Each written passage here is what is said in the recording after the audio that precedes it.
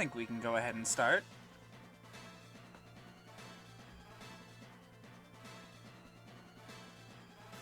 Alright. Tonight, finally, after like a million interruptions, we are finally doing Castlevania Portrait of Ruins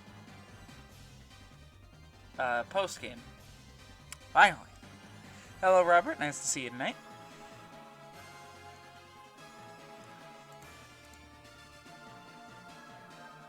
You know, I was trying to turn on Melon and almost shut down the stream. Good. There we go. Instead of clicking on Melon's, icon, I was just like, fuck it. And almost clicked on the broadcast thing for some reason, I guess. Alright.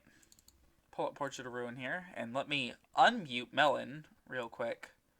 What did we have this set to before? Like 18 or something? 15, I think? Somewhere in that range.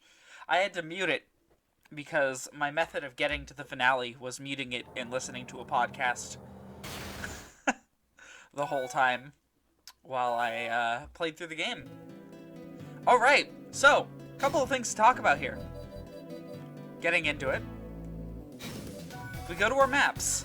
100, 100, 100, 100, 100, 100, 100, 100, and 99.7.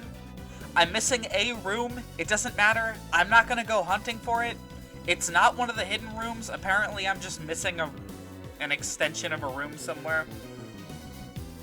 I don't know. I'm not going to fret about it, though, because to get in here, this final area... Let me get out of here real quick. Well, I guess I don't really need to leave here. In the quest guide, you have to complete a bunch of quests until eventually you unlock the quest Nest of Evil. When 888% of the map is filled, the path to the Nest of Evil will open at the castle gates. And that's where we are. I will leave here just so I can show off the entrance to this spot.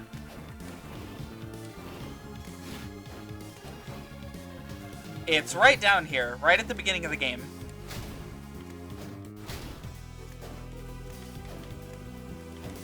So,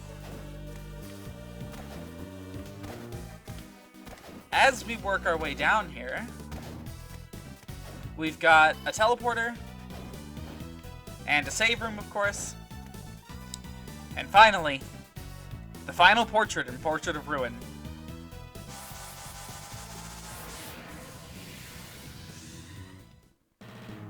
I cannot promise that I will complete this. The Nest of Evil.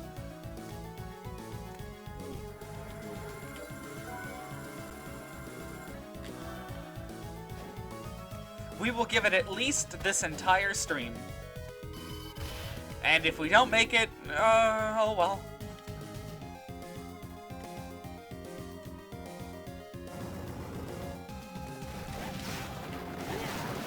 The Nest of Evil is a collection of rooms that is just entirely battle-oriented.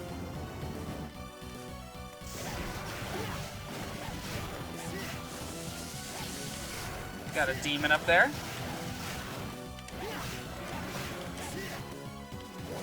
Oh, shit.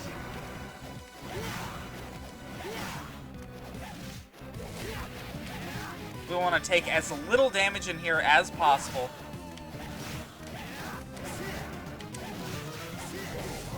Ooh. I say immediately take damage. There we go. Nest of Evil, just the ROM of Castlevania The Adventure. I mean, that is where all evil in the universe is stored, right there.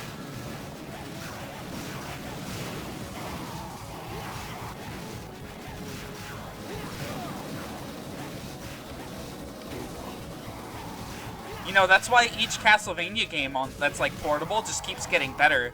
Because it's like one more step removed from Castlevania The Adventure. Legends got like a full blast of it though, so...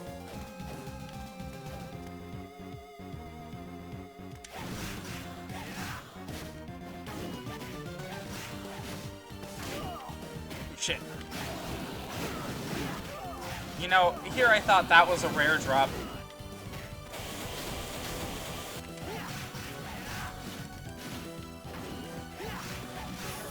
I am in a bad spot. Oh no.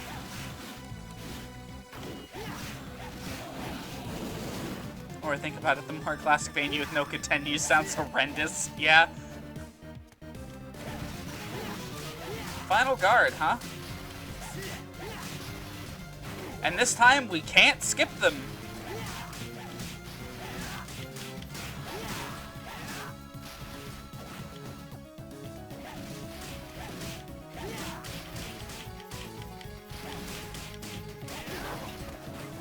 Oh.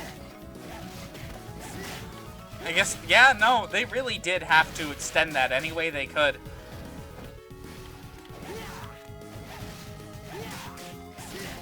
Also, I don't think Adventure is no continues. I think it's just limited continues. It might be no continues, but I'm pretty sure it's just limited. I don't remember. It's been too long since I've, you know, legitimately played through that game. Okay, here we go. Valor.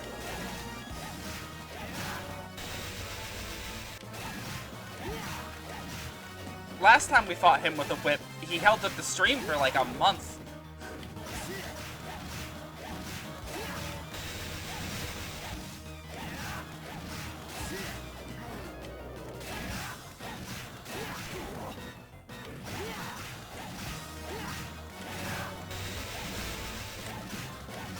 Come on.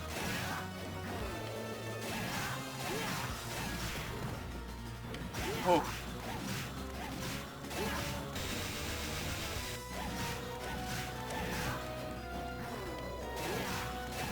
How much HP does he have?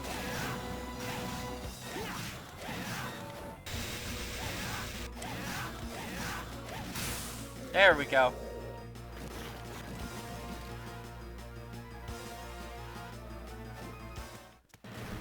And is that... Yeah, that's the end of that wraparound. Which now we can take this back up to the top. Save. Relax for a moment. Maybe even go and buy some potions and junk.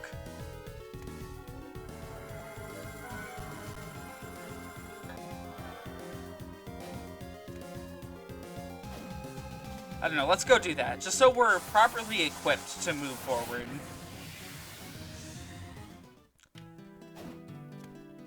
Death and Dracula are at the warp point.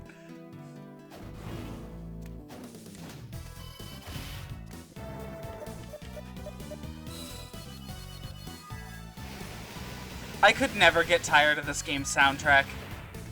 It's so good.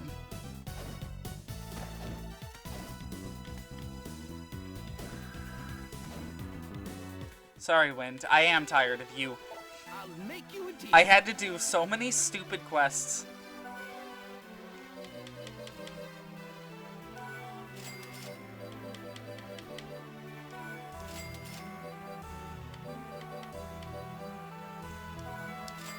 Those might come in handy. Thank you.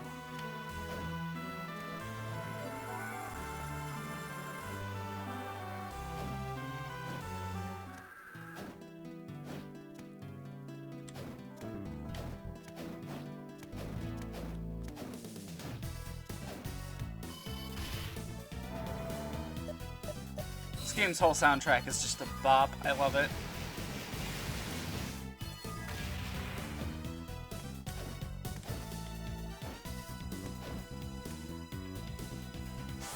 Back in.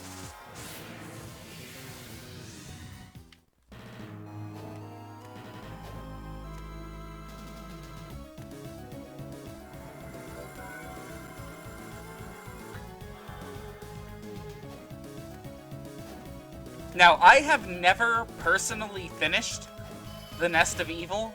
I gave it my best attempt a long time ago, but I was never able to do it. And there's a couple of reasons for that that are going to be so obvious. You're going to see some of the shit this does, and you're going to be like, okay, yeah, that's why.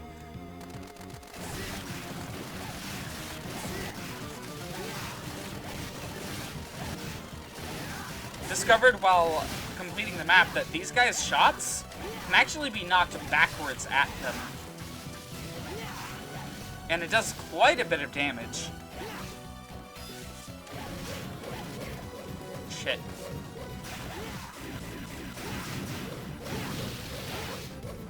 Fuck it. Meteor strike. There.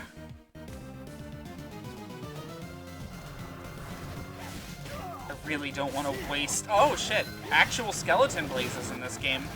Not just ones that are, like, stuck up against a wall and freaking out.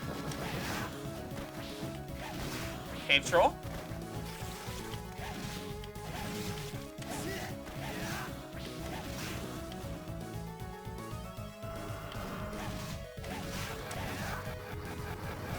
Dough-gathers are easy when they're the only enemy in the room.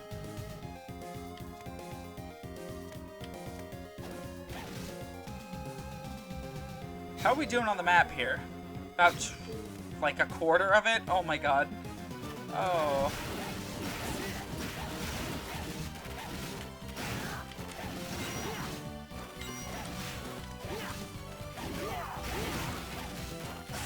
I'm so happy the flea men are here.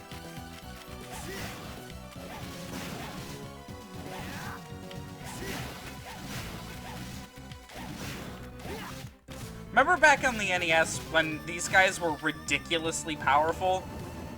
Because the hardware could not handle them? So they, like, slowed down the game and shit?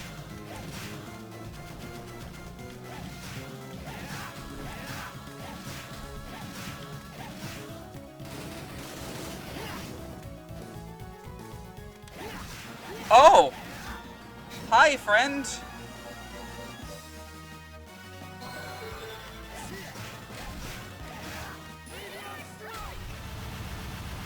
Hit you with that meteor.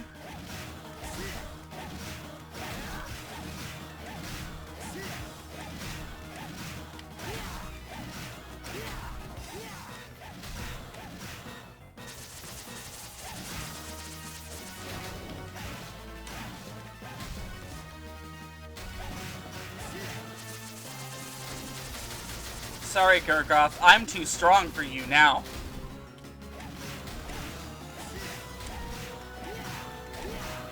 Just like your buddy, no more completely derailing streams for you.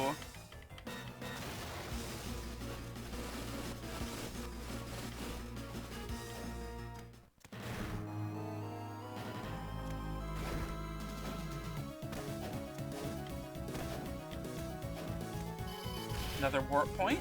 Very nice. Now, in case you're curious, no, there are no rooms down here that are hidden. It's a straight shot towards the goal, pretty much. And as long as you go to each of the side rooms for teleporters and whatnot, which you really should, then you're golden. Now, I'm pretty sure this is as far as I made it when I was younger.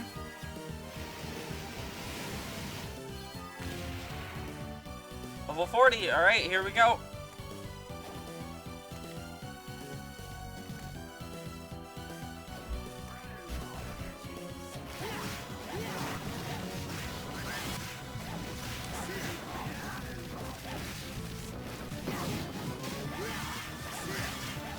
Ooh, Skeleton Gardener's actually, like, doing something crazy. This is not the room, okay.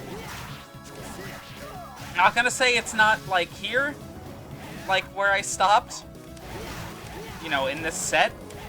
We'll say, we do have some shit that is terrifying that we need to watch out for.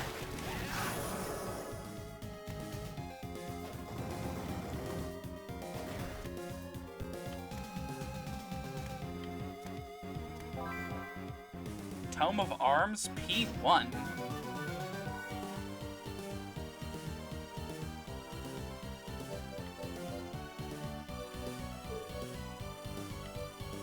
I don't know what that is.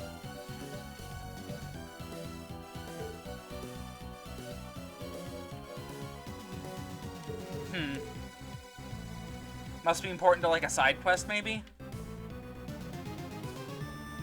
I have genuinely no idea. Oh boy, gold skeletons. Oh, okay.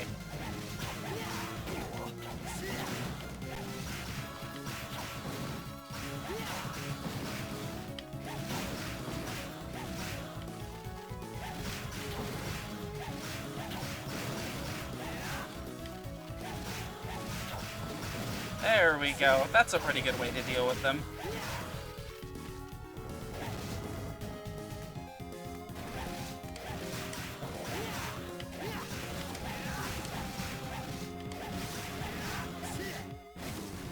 Is next room the boss? Might be. Oh, hey! It's Zephyr. Oh, shit. Okay. Yeah, he's hard as all... like, hard as ever.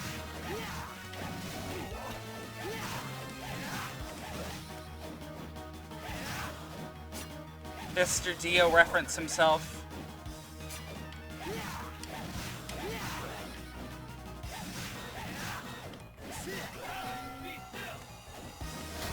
Be still! I immediately fly towards the ceiling.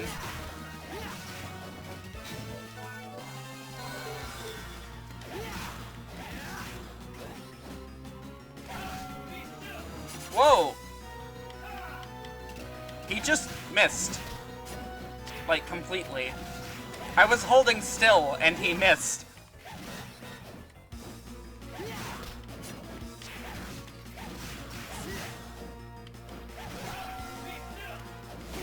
Okay. Was a little close to him. Zephyr's weakness is range, by the way.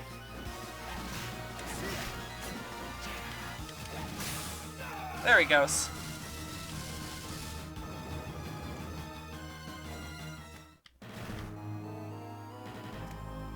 Alright, time to descend further.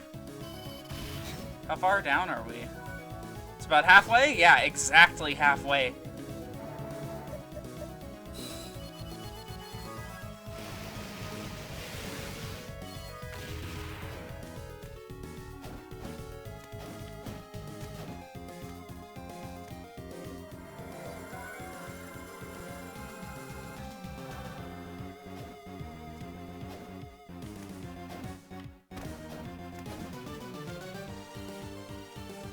Okay. Now I know what you're thinking. Hey, this seems kinda easy. None of these have seemed difficult at all, and to that I say, you poor innocent soul.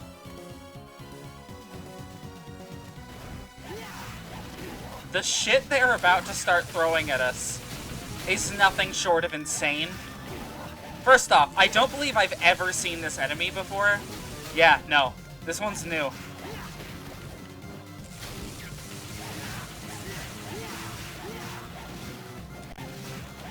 And it has, like, boss tiers of HP, apparently. Okay.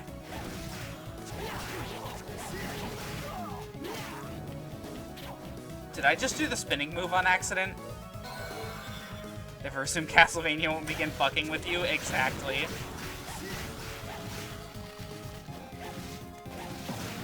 Did I kill the, like, sword dude? What's his name? Alistair. How are you not dead? Okay, he's dead. Got plenty of bone arcs in here. Yeah, there we go.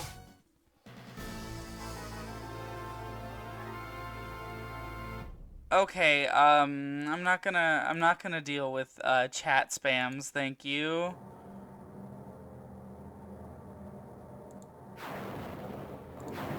There, I'll give you a timeout just in case. Just in case you're being, you know, you're just a dude and not a bot, but I'm amazed I don't get more bots, honestly. Granted, my streams aren't exactly huge, but, like, I don't know, I seem to not see a whole lot of bots online, really. in comparison to, like, what other people see, I guess. I used to get constant messages, like, from them on PSN, but now I don't. Unsure of, like, what happened there. If Sony just ended up...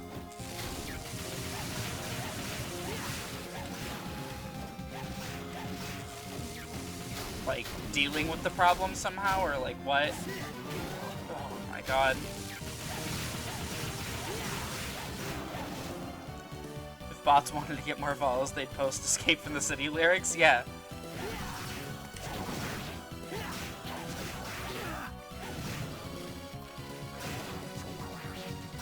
No one can get near me.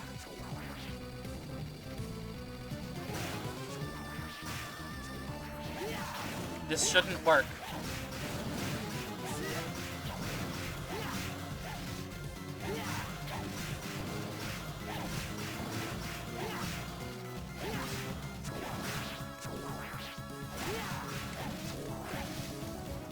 Okay.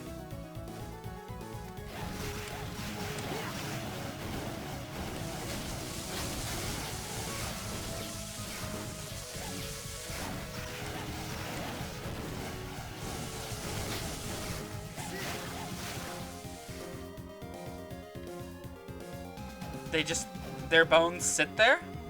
That's kind of neat. Okay.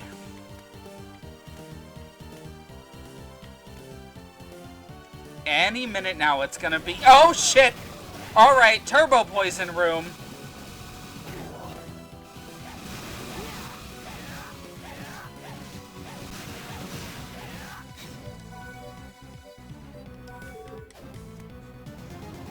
That certainly happened.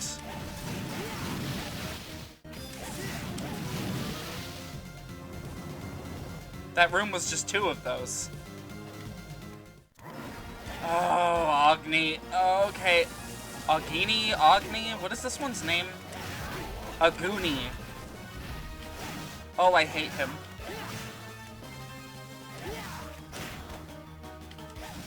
Still not designed to be fought without items, by the way. Wonder how much HP he has. Okay.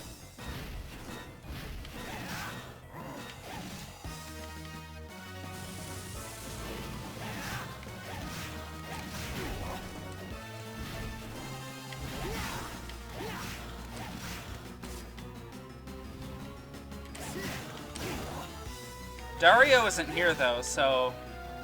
Friend, I don't know where you're coming from.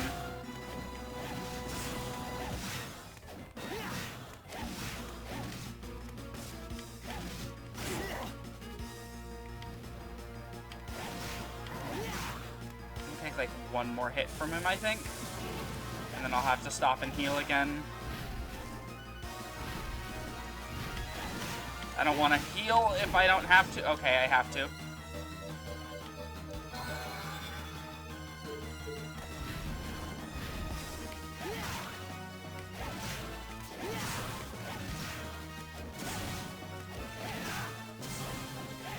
Some of my attacks on him just kind of whiff for no reason.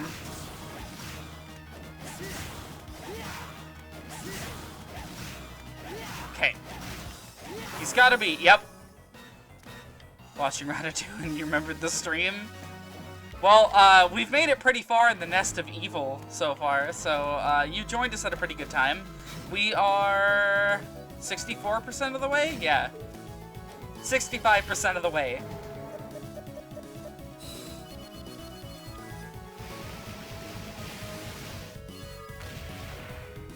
I'm really hoping to make it to the end of this one.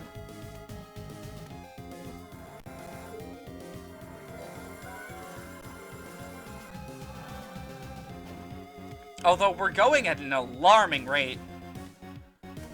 I know that means nothing for the upcoming challenges, but like, I don't have the next game prepared, so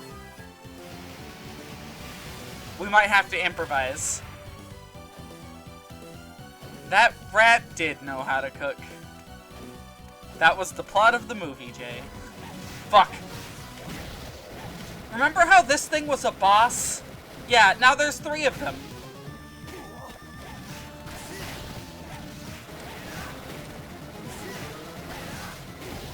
Oh my god, this room! Just get meteored.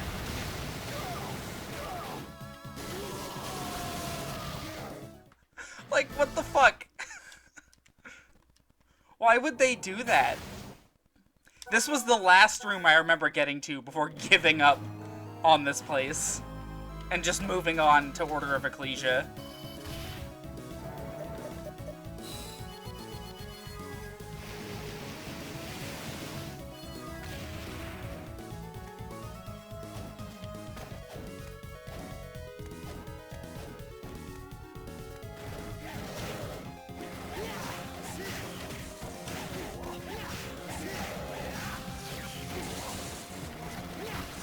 Yeah, no, they have their full 4,000 HP.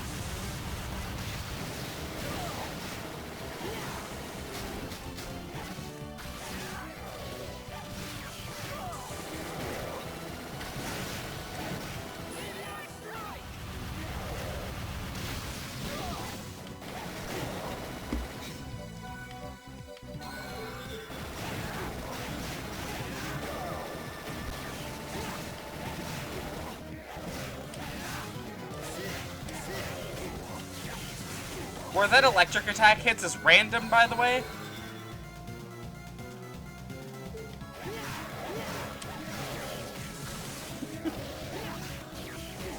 Oh my god. Whomst. Whomst put that together. If that were an early game boss, yeah, sure, I get it. That is a late game boss. That thing doesn't show up till the Dark Academy, which is like the next to last portrait.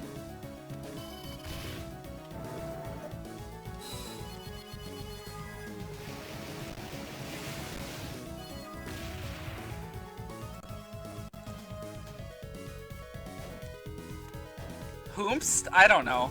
It's just, it was a meme a while ago, and I incorporated it into my vocabulary unironically, or like ironically, which eventually became unironically.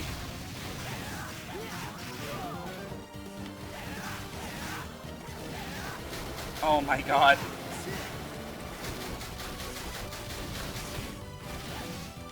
It'd be different if this were a boss I liked, but it's not.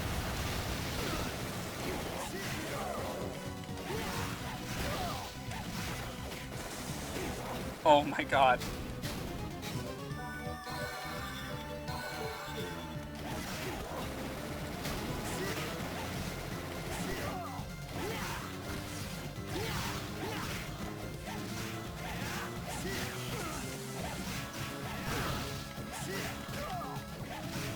The one off screen just occasionally deals damage to me, and that's my reality right now.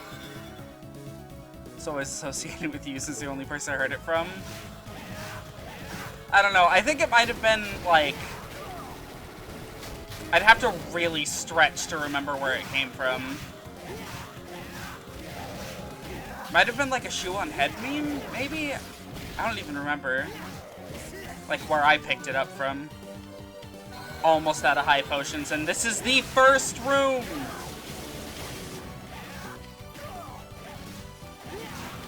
It is insane how unfair this room is.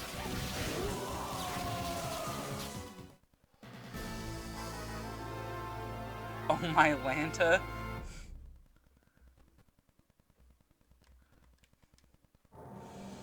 I don't think I've ever said oh my Lanta on stream. I haven't quite fallen that far. Okay, new plan. Our dual crush here. Let's try Divine Storm. I want to see how much damage this does.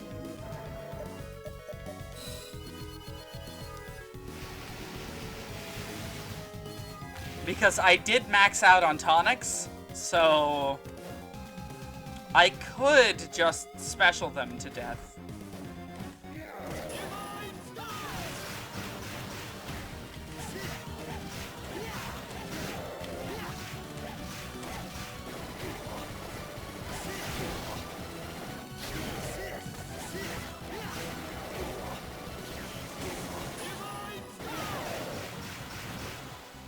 Doesn't cost all too much.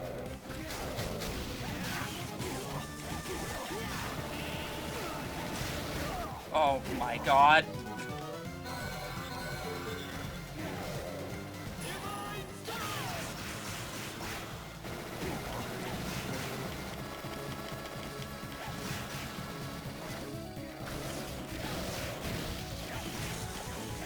Oh.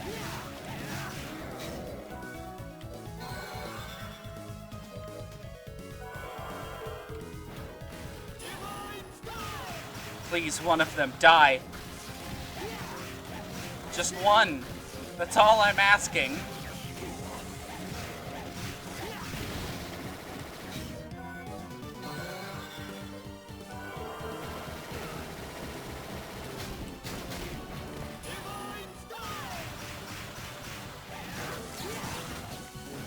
Oh! Yes!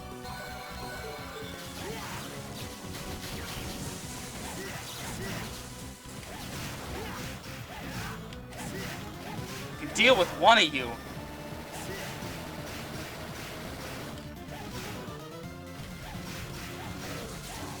Ah! All he uses gosh, cheese, and deer like a 1960s cartoon character.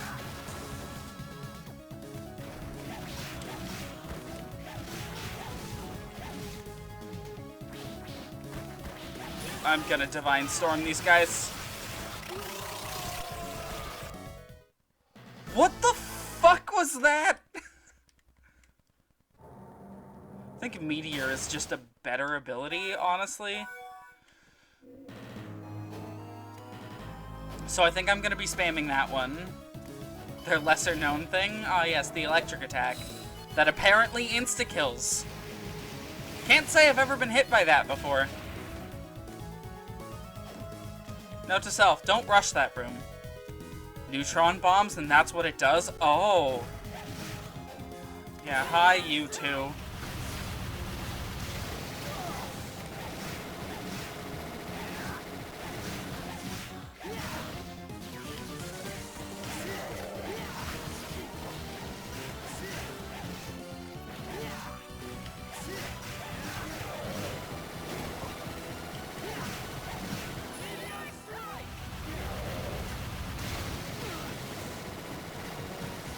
Half the time when I use Meteor Strike, they just land on me.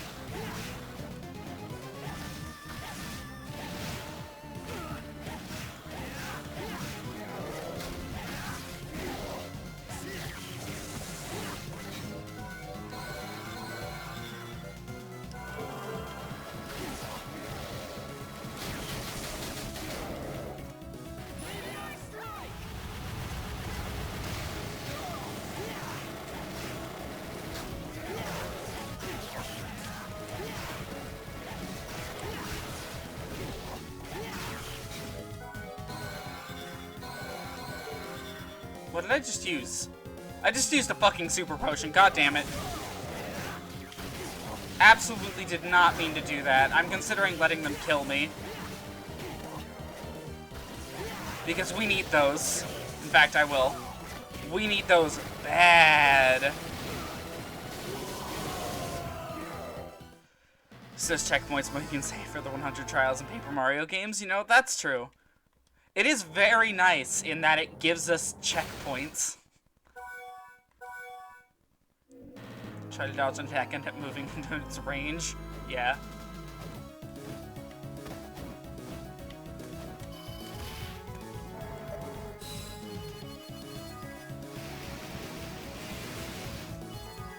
Some dev just had it out for everyone when designing this part of the game. It's just like, fuck it, 2 bosses in 1 room.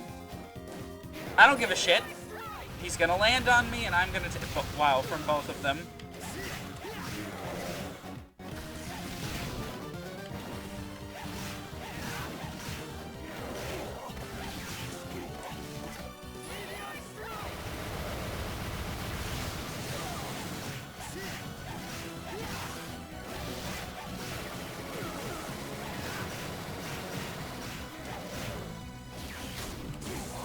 Oh my god.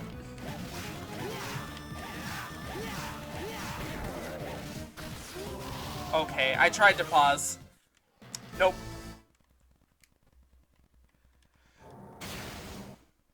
Holy shit. We have a strategy, I guess. We just have to wait for it to work.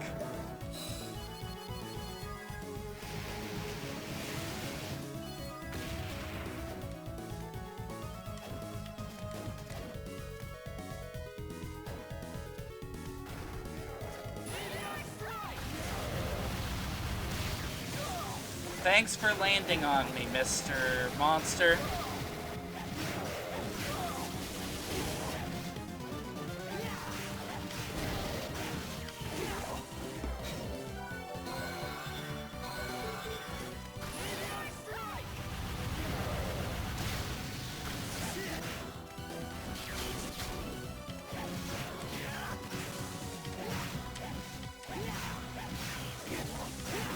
Oh my god. Every position I could possibly be in this room is a bad position for me. Let's use a high tonic.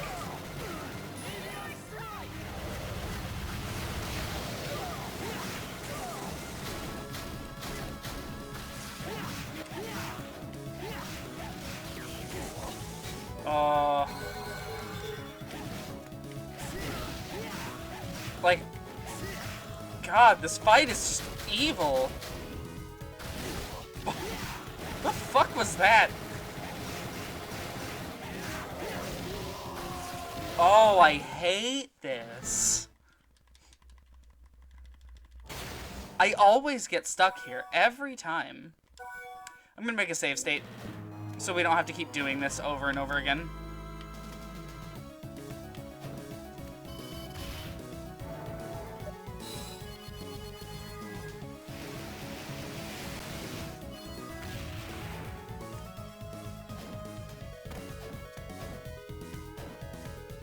Okay.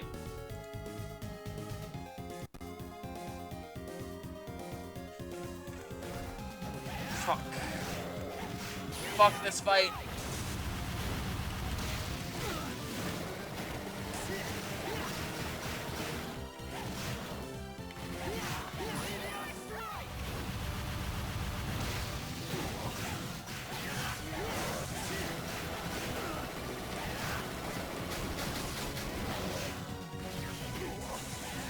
The lightning attack is so goddamn accurate. And they both use it all the time.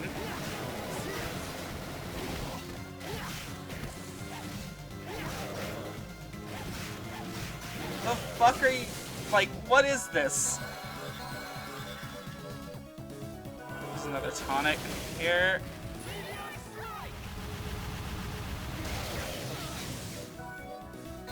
Another high potion. Please back the fuck away. Right now, before I call the police.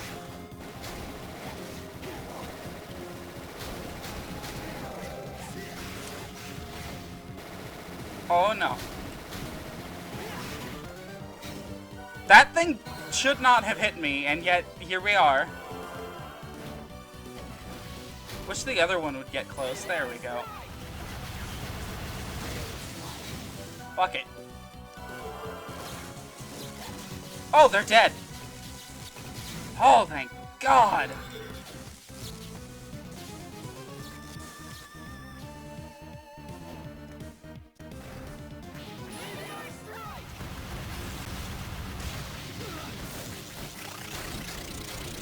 Oh, yay, neutron bombs.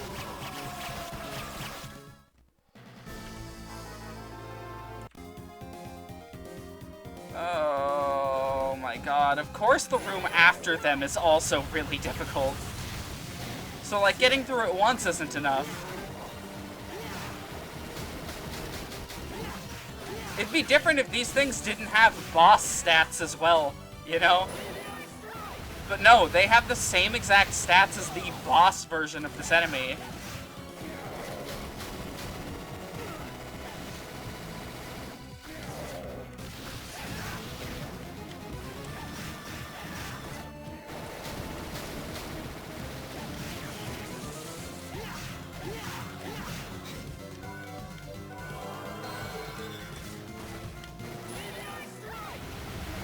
Please do not jump. You know, he still hit me out of the invincibility frames anyways, but at least he didn't jump.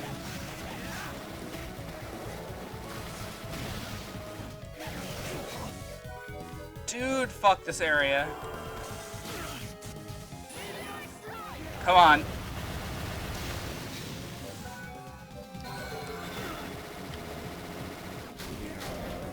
Just go like 6 seconds without taking a cheap shot. That's all I ask of these guys, you know? Nope, they can't do it. They physically cannot do it.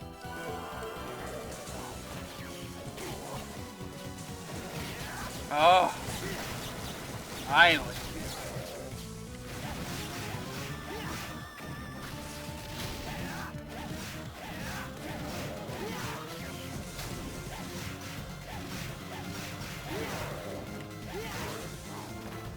Yes! Stay dead, please. Okay.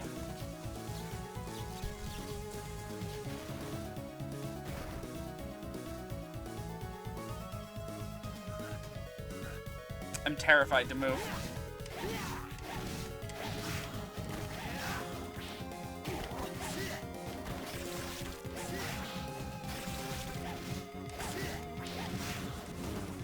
One at a time. They take 4 hits. Jesus.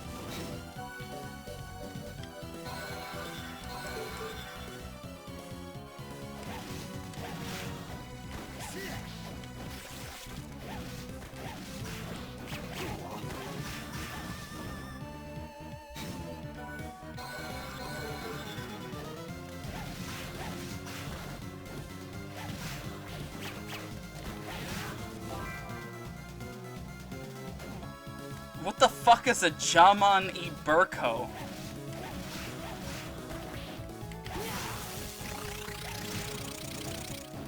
Okay.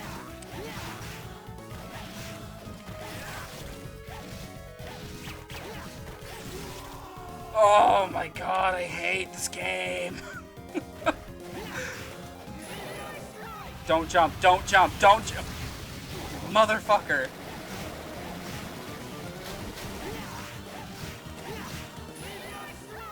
Don't jump, don't jump. Every time.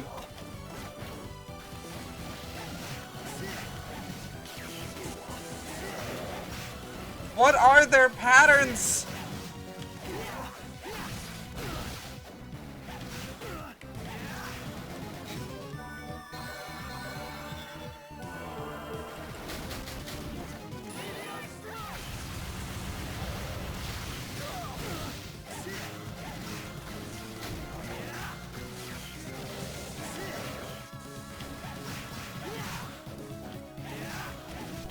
Oh my god.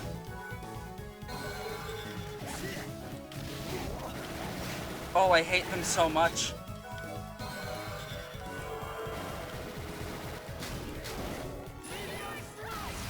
Don't jump, don't jump. Don't you do it.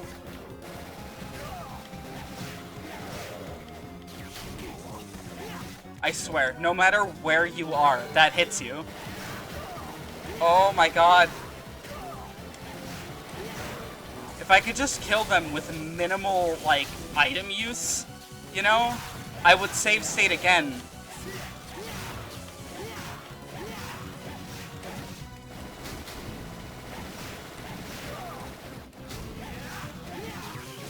No.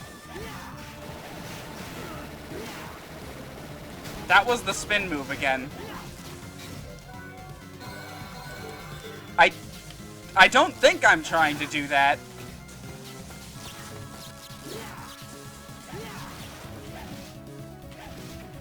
How did I...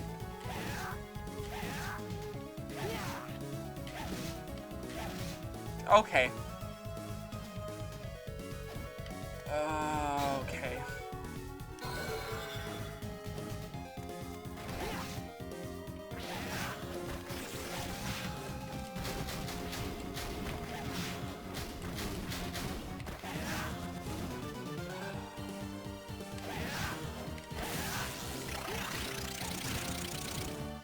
Free kill on that one.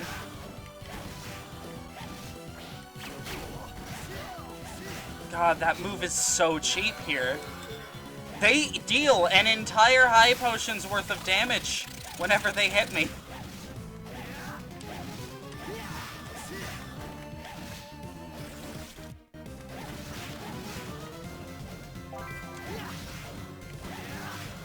Swear to God, if that meat they drop is anything other than a full heal, I'm gonna flip.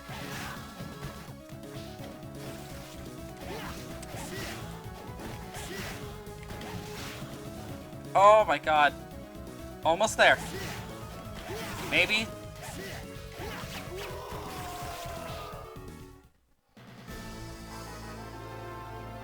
I am not happy. Fuck it. Next time we kill the two Frankenfucks, we are save stating immediately. He jumped. Again, I'm telling you, it is physically impossible for them to not take cheap shots.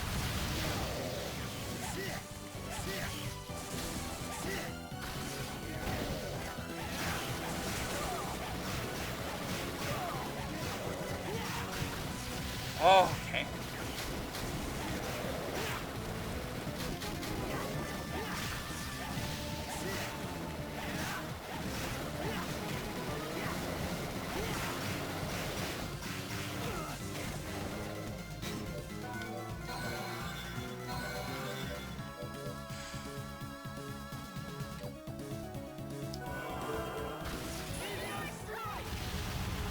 Don't jump.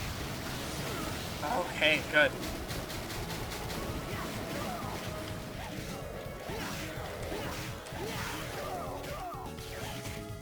These things have 4,000 HP. I can't get over that. What?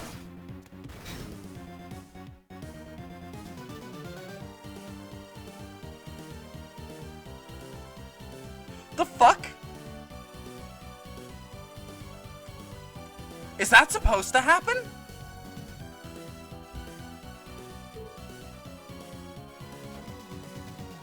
Why could I leave that room?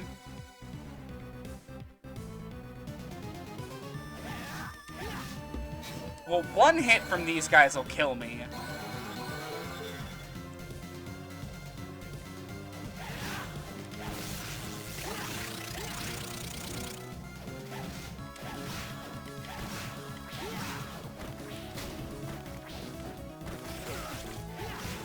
Motherfucker.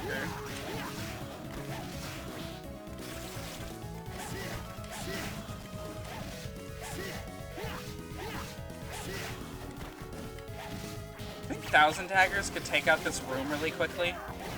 I feel like it could.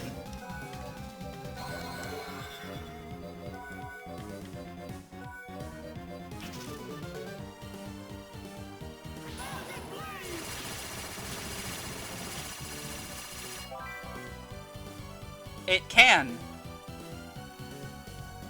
I'm gonna wait for it to recharge, I guess.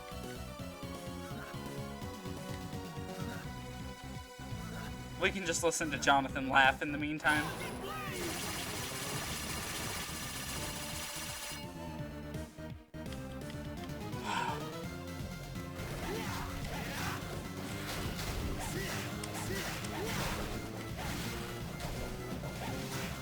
Oh my God.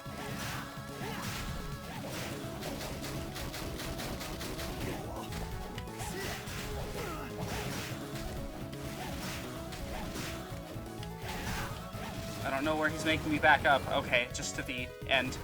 Got it.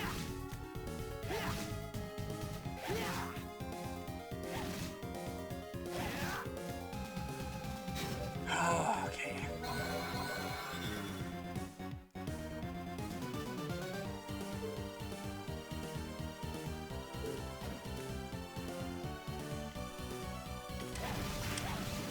Dorix.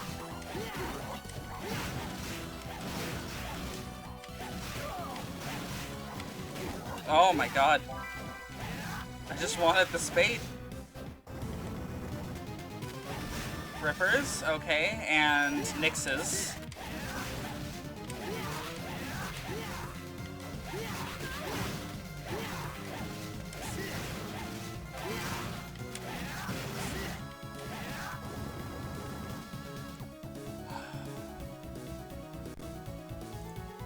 Fuck it. Don't care if it's cheating. I'm not going back through that goddamn Frankenstein room. Especially not because it's Abaddon. Oh my god.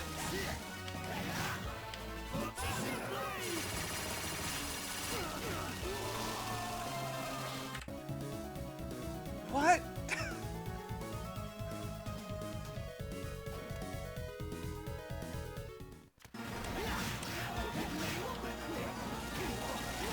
His locust still filled the entire room. That's, like, ridiculous. How much damage that does.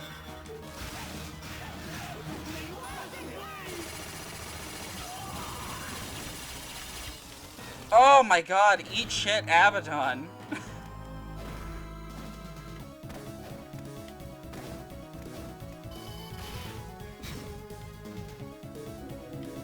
20 more % of the map to go. Oh my god. This place is driving me mad. Oh. It's okay, we're almost done. Just need to go and restock on potions, and then we never have to think about this place again once we're at the end of it. Right?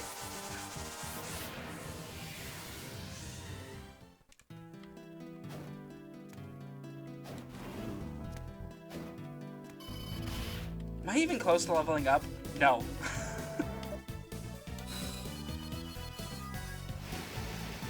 $2,000 more experience.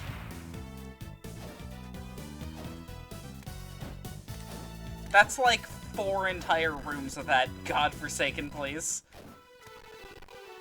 Ooh. Why is it getting all crusty? I'll make you a deal. How much gold do I have? Alright, time to sell some shit.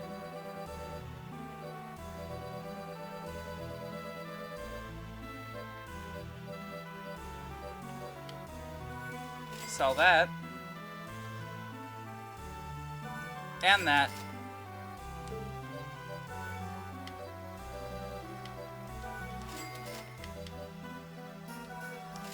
I'll sell some more stuff just so we can get all the way up on high potions.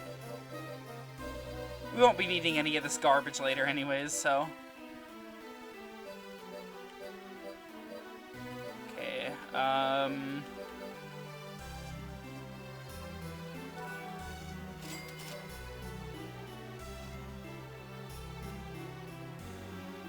really don't want that, I guess. It's not very good.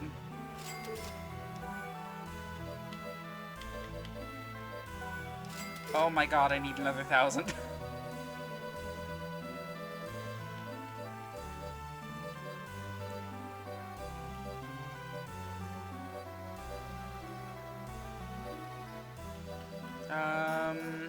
I'll sell this. There. Let's buy some anti-venom, just in case. Thank you. And also, I might actually have a quest to finish here. No? 5 cards. Okay. I saw that I had 4, and I was like, do I have the end of that? Nope. I have all the base suits. I think I'm just missing the Joker, and I don't know who drops it.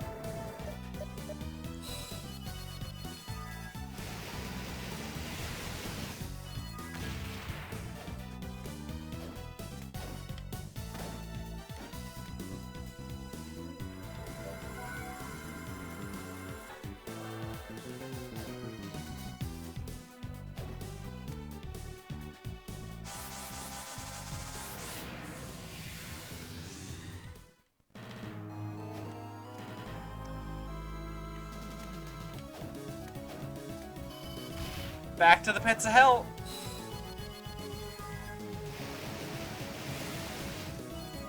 Did I save? I think I did, but I'll save state just in case.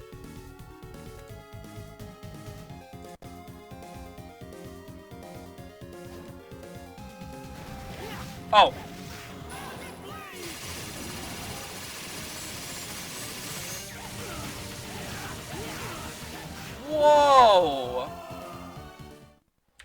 What the fuck?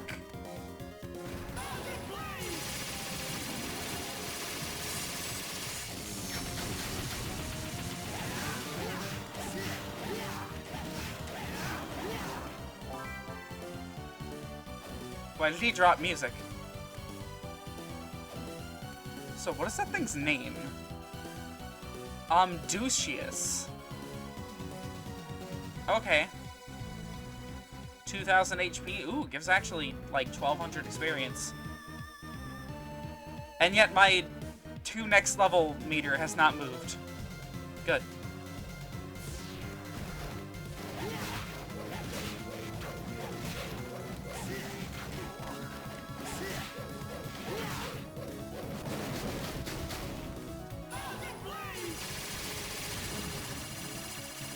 Why did we ever unequip that?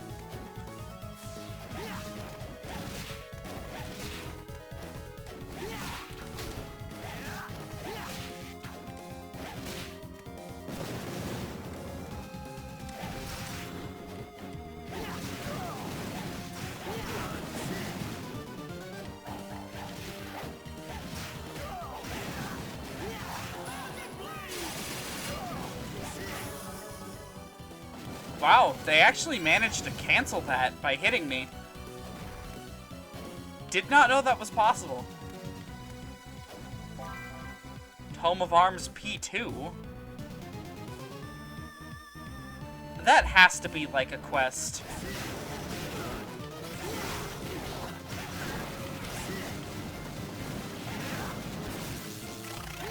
I'm taking these guys too lightly.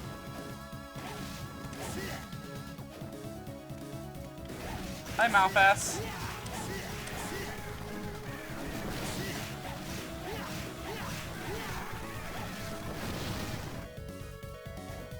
That room was the bird room.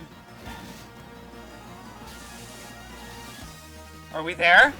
Oh my god, we're there! The final boss of the Nest of Evil! Grant, Trevor, and Sypha! I'm going to preface this by saying I have no idea how to beat this fight. I've never looked up how to do it, I just know that it's here.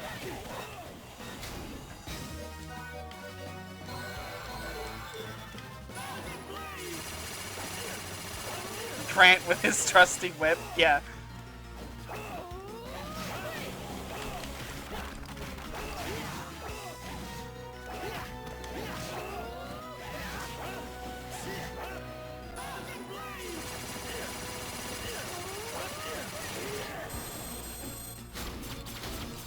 Oh! I see, he's giving me a taste of his own, or my own medicine. Back off. He's getting too close. Okay, there goes Trevor. Or Grant, if you ask Watch Mojo. Now, Sypha, you are really dangerous. Sorry, you have to go next. I saw what that did to Dracula.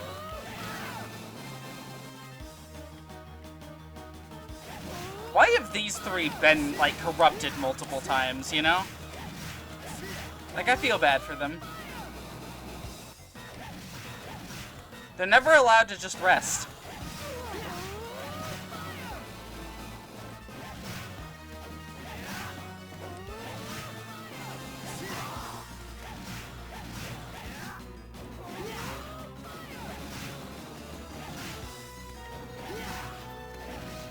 So, Captain N versions of Castlevania?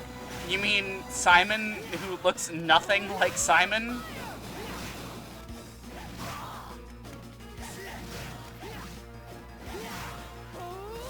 Oh, you mean they did other characters? I only knew about the Simon. The notoriously awful Simon. Also, I think that was the show with the deadly Cutsman, who looked nothing like Cutman from the game.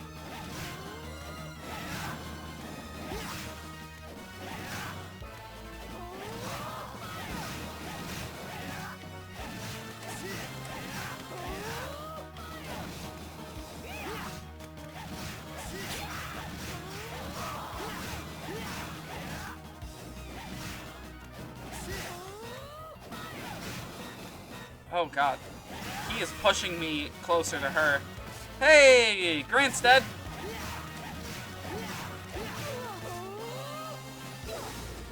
Does Charlotte deal more damage to her? Absolutely. And she does it from the floor. Oh shit!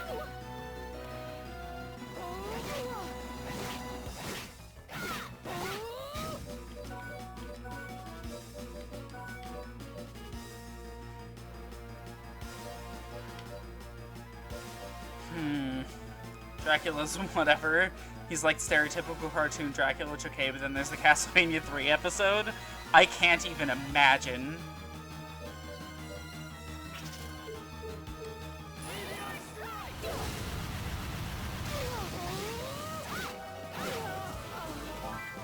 She dropped a sundae. That was it? Wait, that was the Nest of Evil?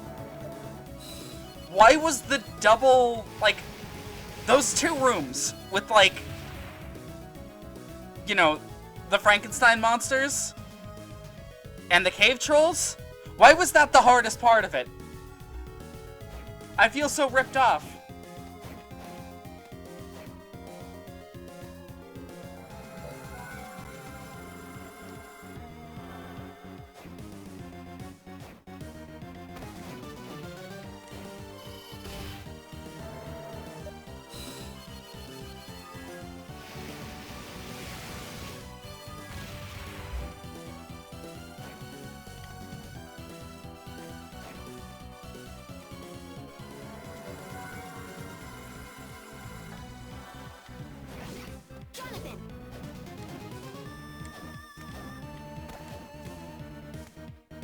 Oh, that was not it.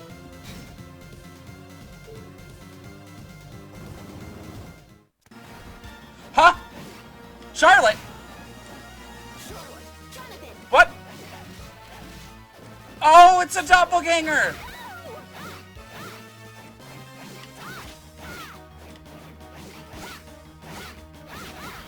Shit.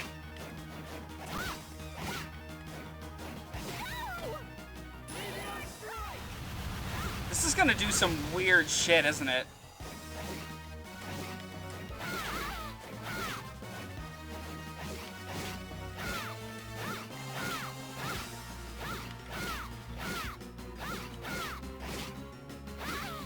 Shit! I got baited! Okay.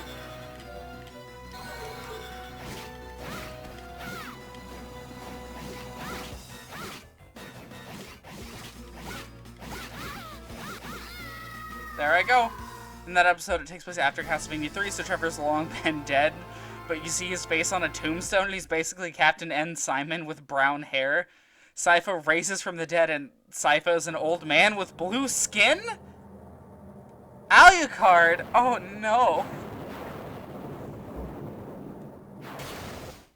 I mean, look, I can't blame them for not finishing the game. Because holy shit, that game. But like, really?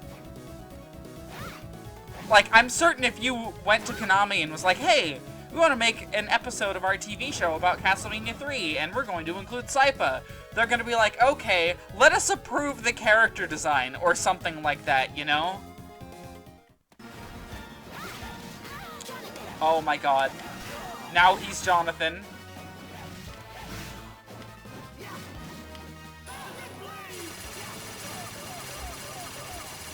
And I can bully him.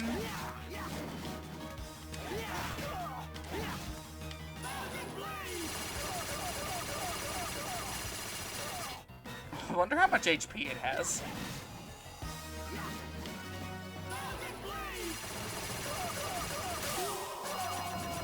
Not a lot. Okay, so a doppelganger was waiting for us at the end of this place. Greatest 5! Summon 4 legendary warriors to join the battle. What? I gotta see that. I'm gonna go into a room with a bunch of enemies then. My guess, we're gonna see Simon, Trevor, Richter, and I feel like there's a Belmont I'm forgetting. Maybe Juiced?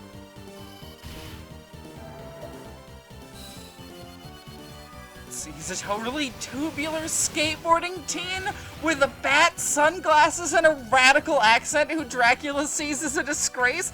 That's Alucard?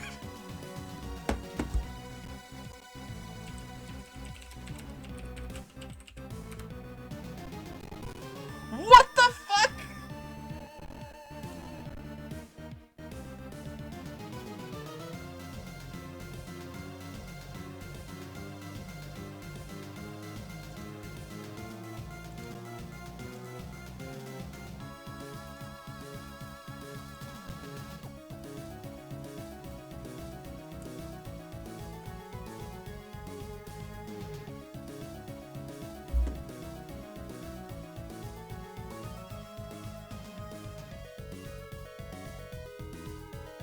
What?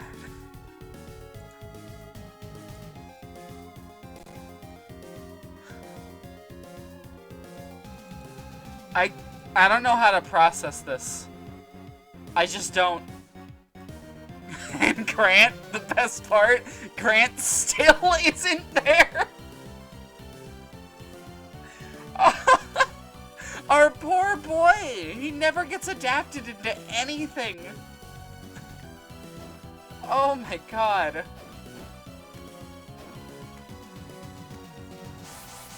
I can't believe I fucking beat the nest of people. Honestly, I thank whatever caused that door to open. Because I'm not convinced it was supposed to.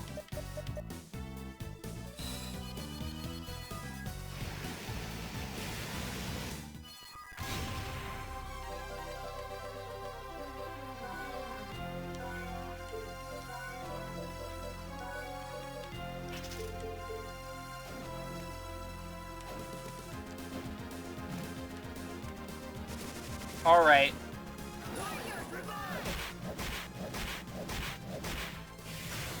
That was a Leon sprite! They made a Leon sprite specifically for this game.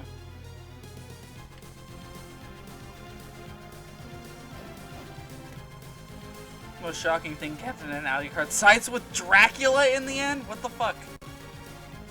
We gotta see that animation again. Are there more enemies here? Richter, Leon, Juice, Simon, and Trevor, I think? Simon was last, or like, yeah, he was last. Trevor I had to take a second to place because they didn't use his NES sprite. I think they used his, sprite, like, that's already in the game.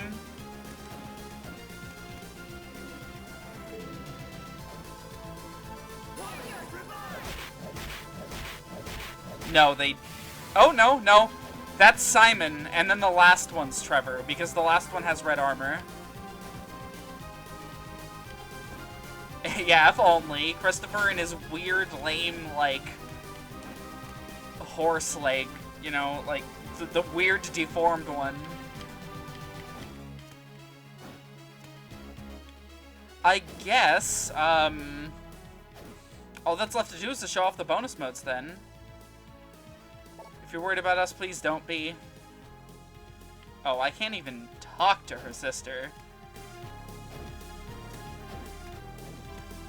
Well, that was Portrait of Ruin.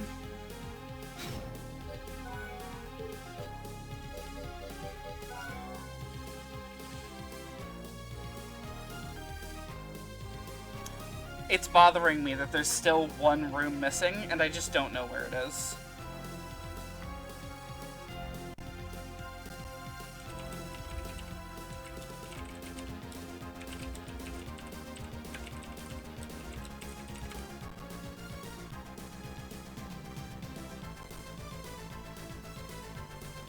I'm gonna compare it to a map online real quick, just to see if I can't figure out where I'm missing a spot.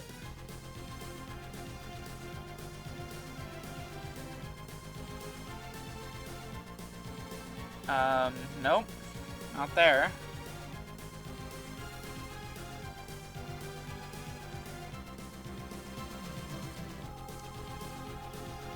I'm looking as hard as I can, and I'm not seeing any spots that are missing.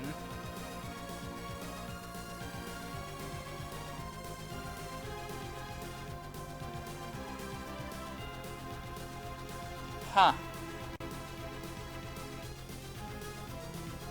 Still nothing.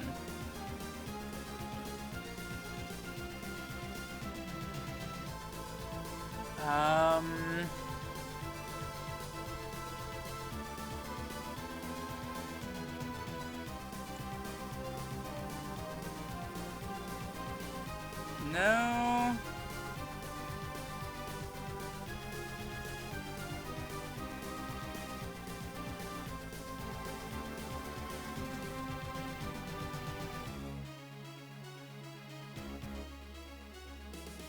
Yeah, I'm not seeing anything.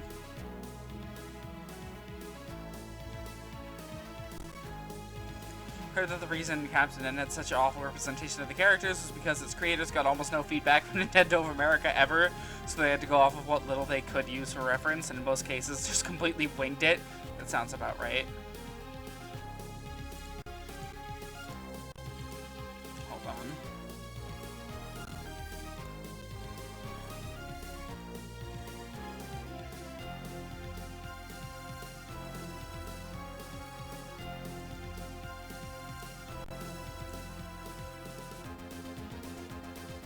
Okay, well. One last save. We end off at level 43. It's probably the highest level we've reached on one of these. And reset. I guess let's play a little bit as the side characters. Show them off for the rest of the night. Love that they saw Sypha's blue sprites somewhere and went, I'm sure, he's blue. Okay. Alright, let's play as... I'm sorry, hold on.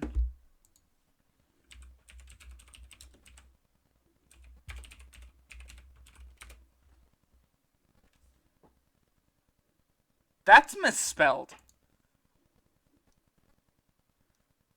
Rickidder.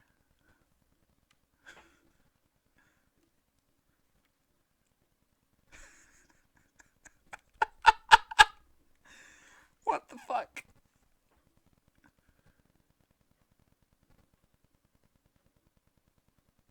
Rickidder Belmont.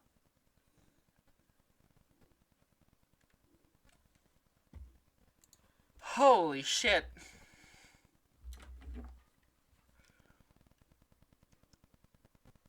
I can't believe I caught that. Normal, please. Let's fix this.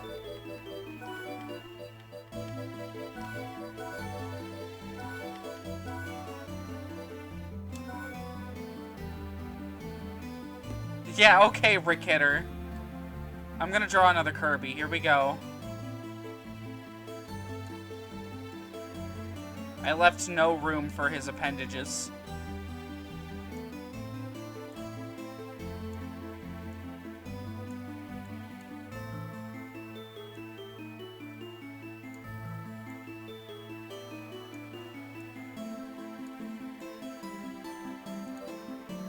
Oh no. Well, that's the closest to Kirby color we're getting. Lucado.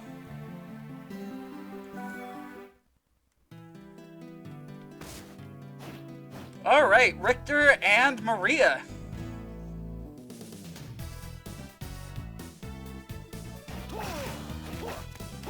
They do level up, much like in Symphony.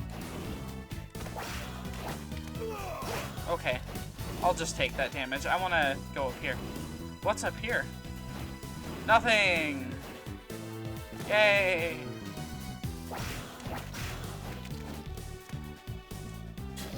Show off Maria.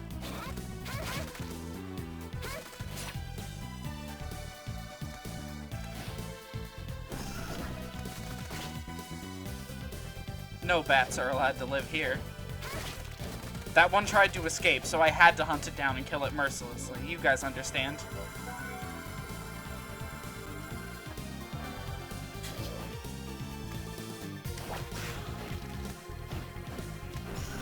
Look at how smoothly he controls here.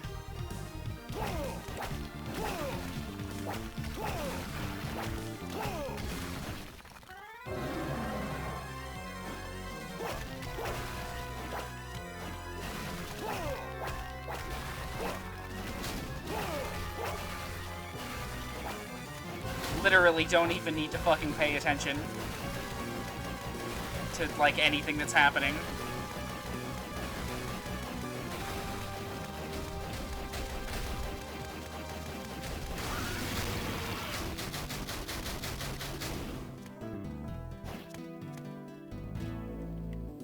Where did he go?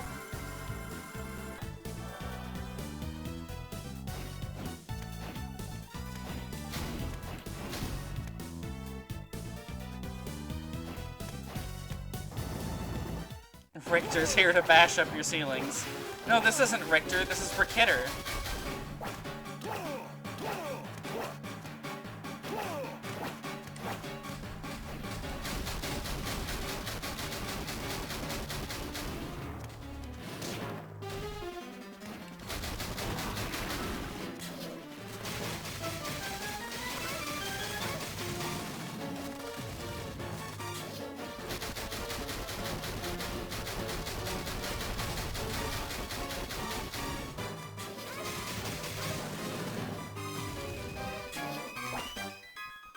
Okay.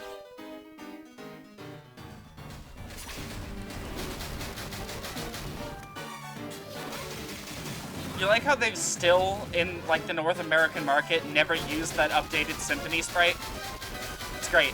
I mean, outside of like what, that one time he appeared in the Coliseum? Yeah, with Myra.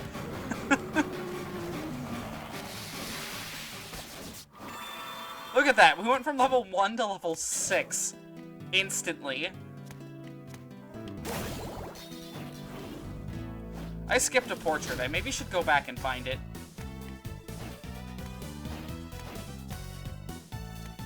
I don't know if they have access to the Nest of Evil or not. I'd imagine they do at some point.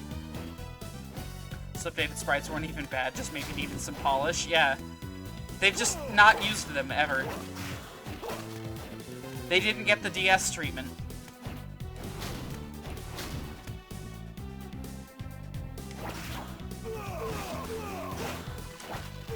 Now, I'm kind of amazed John Morris isn't playable in this game, honestly. Yeah, Wynn's not here. No shop. Not that I'd expect one.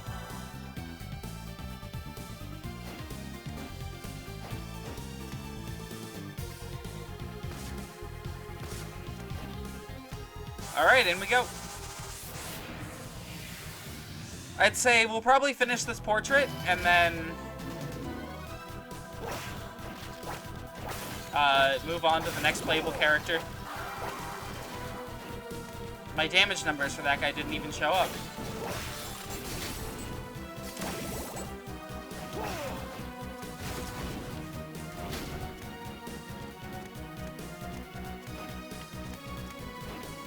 Cheese. That whole room is just filled with nothing but cheese.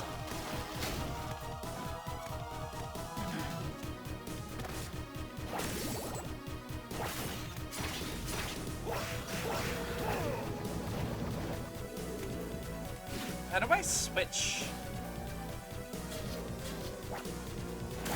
I guess I only have one sub-weapon per character. That's fine.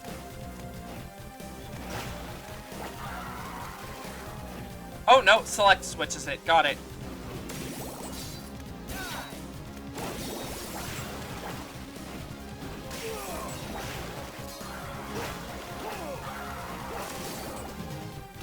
Now, completing the game as Richter and Maria, despite how overpowered they seem, is still kind of difficult.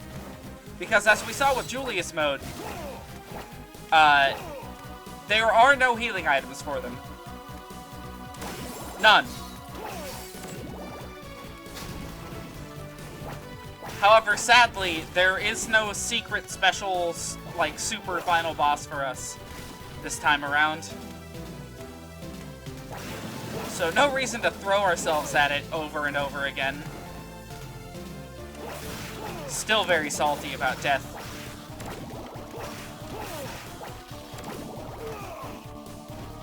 Forget how many seconds you spent staring at Captain and Audi card, most likely with eyes bugged and jaws dropped.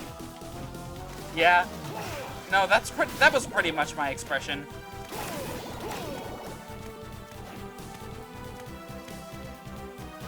I'm glad death was not in that episode.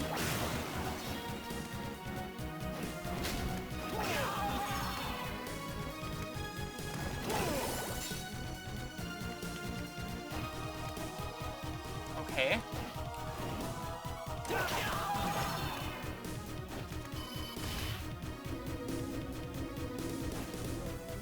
Okay.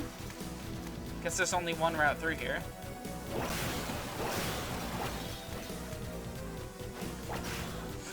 And then again, I would have loved hearing the Skeletor voice. Skeletor Castlevania death.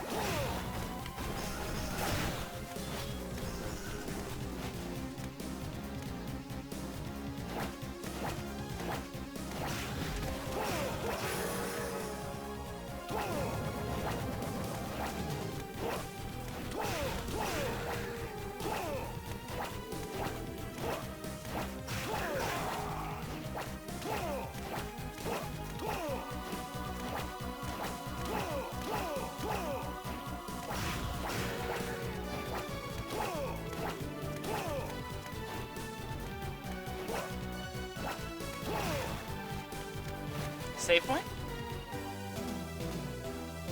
No. Not even kind of.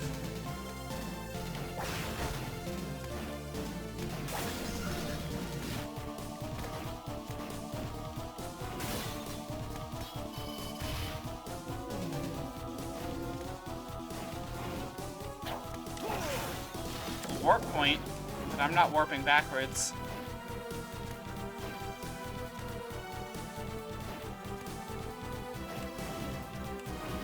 I'm pretty sure we're getting really close to the boss of this area.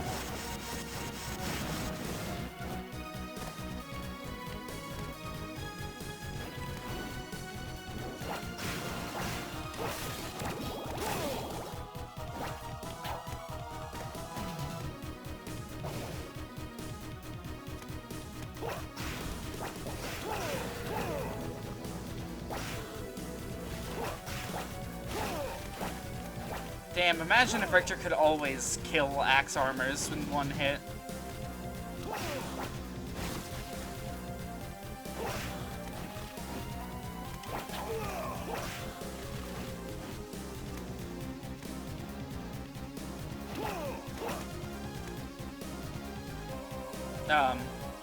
That's a boss. Which means there's a save point in this room, right? Maybe?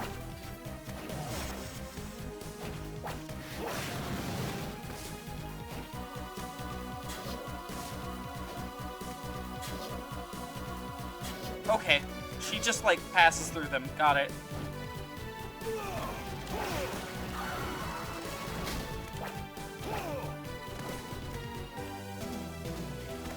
There is no save point in this room. Okay.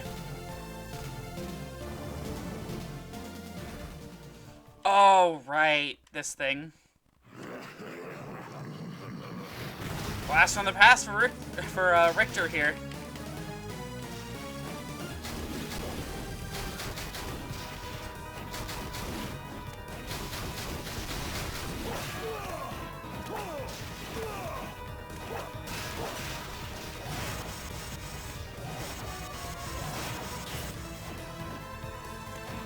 Yeah, no. Okay.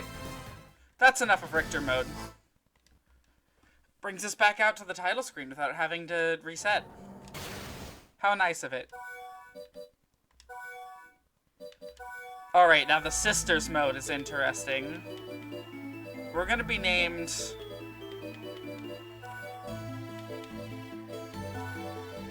can't lowercase, so, we're just gonna be named,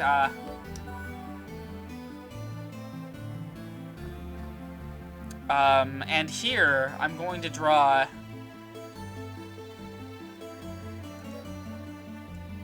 a normal smiley face.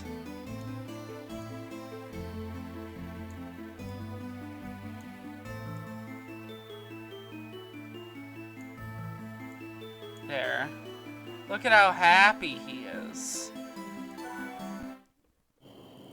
I don't like that it hung around for like an extra second. Father must have come to this castle. Stella, Father said we weren't to come here no matter what. I know that, but he's never been so late coming back before. You're worried too, aren't you? Well, yes, but I'm scared. So am I. But we have to go. I just sense Father's power. He's alive. Let's hurry. Right. Okay, I know.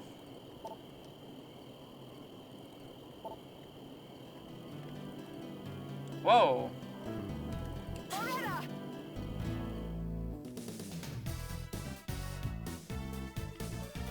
When they're touching, they drain.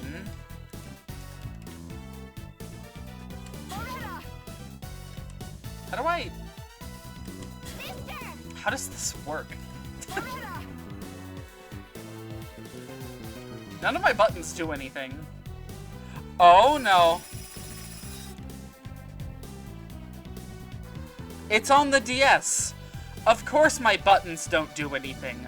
The console doesn't have buttons for any reason. No, I just gotta fucking slide around my stylus on the touchscreen to attack.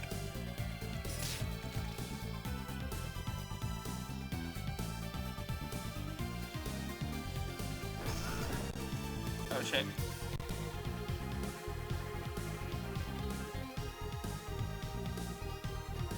I better not have to draw seals. I swear.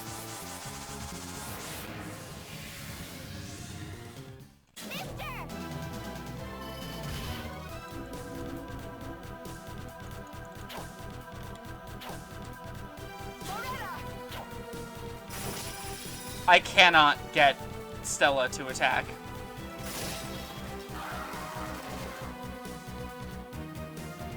Also, for whatever reason, sometimes my health just, or my MP just drops.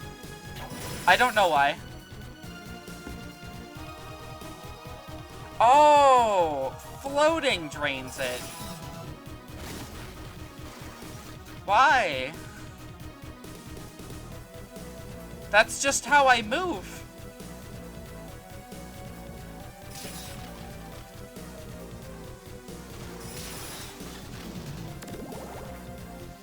This one does have somewhat of a plot, but it's not much. It's not enough to warrant it. It's not cool boss fight against former protagonists. Cool, you know?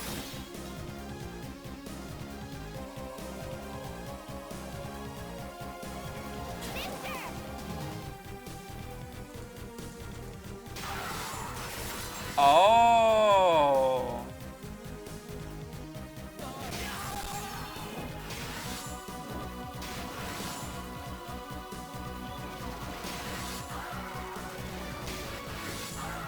I see.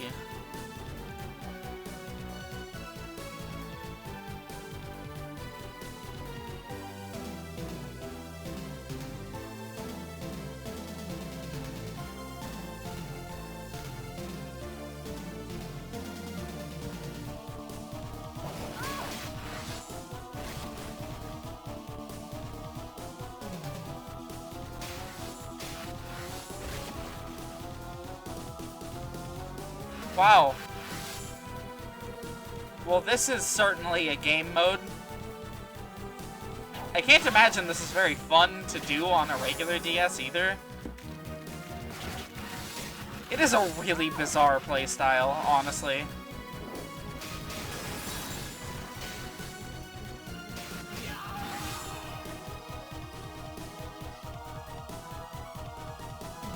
And again, I can't speak much to how much of the game these two have access to. Maybe they can go all the way to the Nest of Evil? I don't know. I doubt it. but, whatever.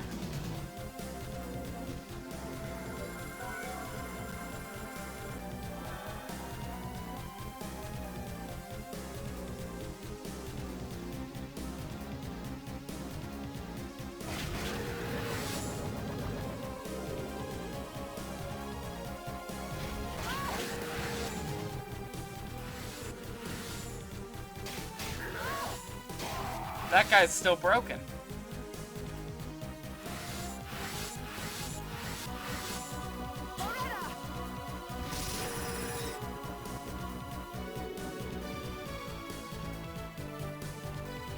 Wonder if the doppelganger copies the extra characters too? Oh! That's a good question.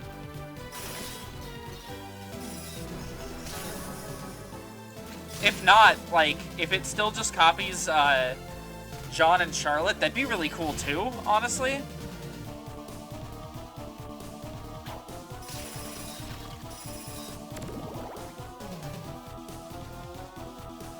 Suddenly Hyper AI Stella on the Reddit appeared to show you how you could have been playing it, yeah.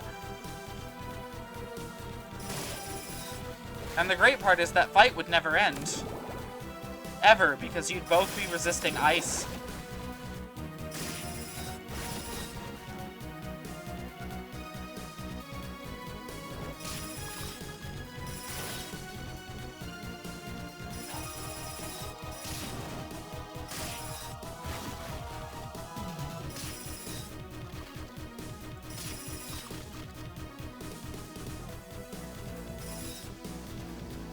I see what they were going for. I don't like it.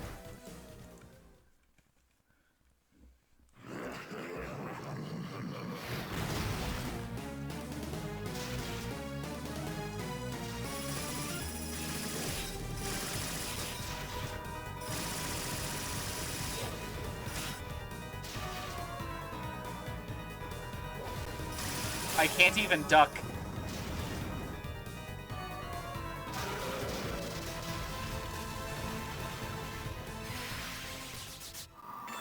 Okay. I guess that's over.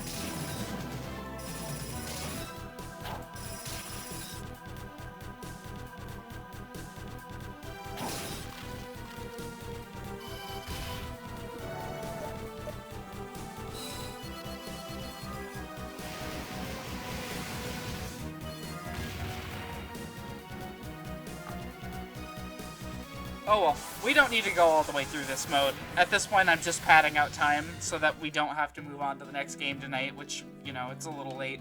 Might as well keep playing Stella in the Retta mode, you know?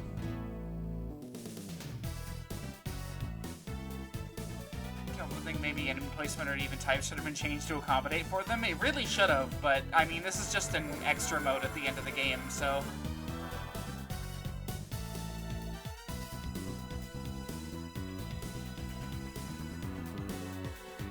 Probably not super concerning. If they wanted to do something entirely original with these two and this gameplay style, they would have made it its own Castlevania.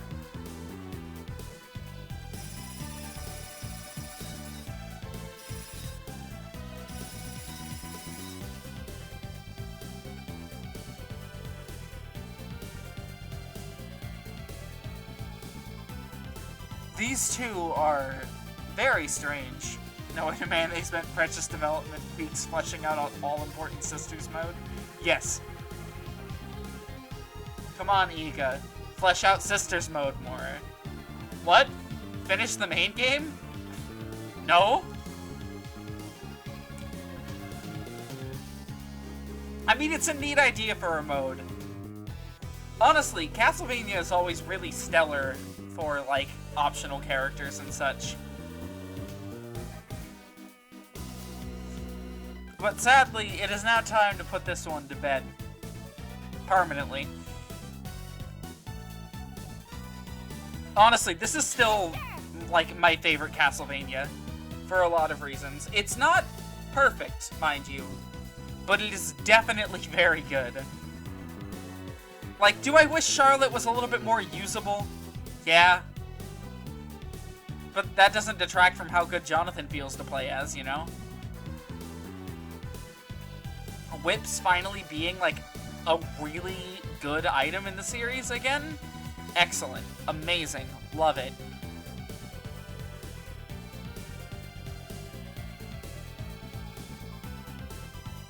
Oh, these two control very strangely.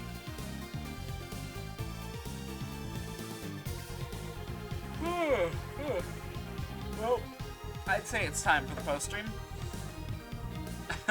We got 20 minutes of, like, left till midnight. So, technically speaking, it's not time for post-stream. But the next game I want to get over and done with in one night.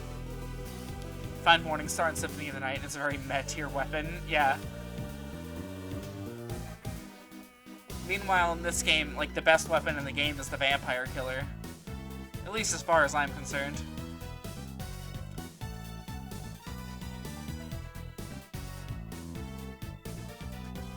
I was about to say, hey, I got a new follower and Twitch didn't notify me. And now looking at it, it was the bot. Okay. That bot is designed to go into small Twitch streams, follow them, in hopes that they have, like, a follower notification, and then say, hey, follow me in the chat, so that the person feels obligated to do it on stream.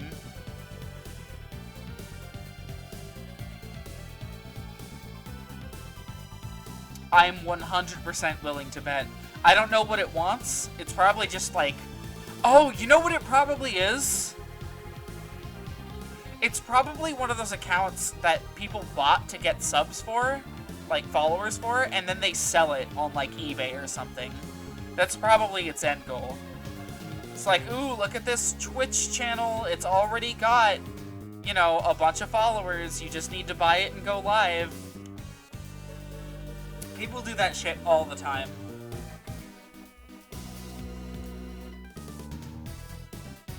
Anyways. Good night, Portrait of Ruin. Okay, I'm gonna edit the info real quick.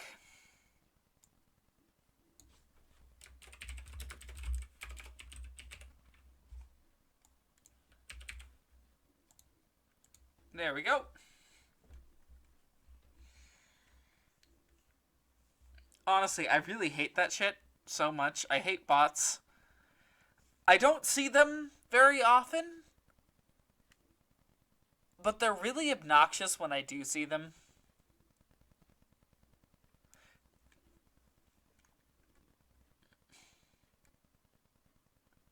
Now, how long ago was it that that bot showed up in chat? Oh wait, they don't have timestamps on Twitch. Because I hit them with like a timeout, so it only lasted 10 minutes. If they wanted to prove they weren't a bot, they could have just waited the 10 minutes, you know? Oh, I hate bots so much.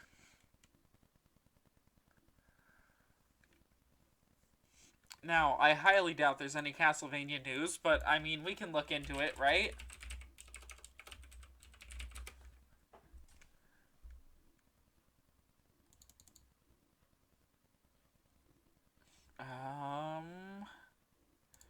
News. Oh, wait. No, no.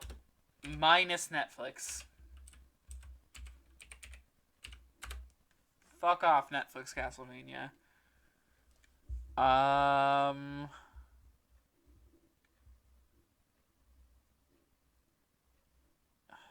Symphony of the Night is cheap on Android, I guess. Don't play Symphony of the Night on Android, though. Can't believe I need to say that. Don't play Symphony of the Night on an Android.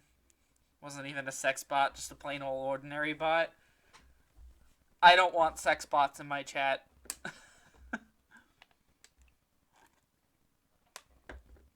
Sex bots are the worst. Did I tell the story on stream of how I logged into my Tumblr account and it was taken over by a sex bot? I'm pretty sure I did.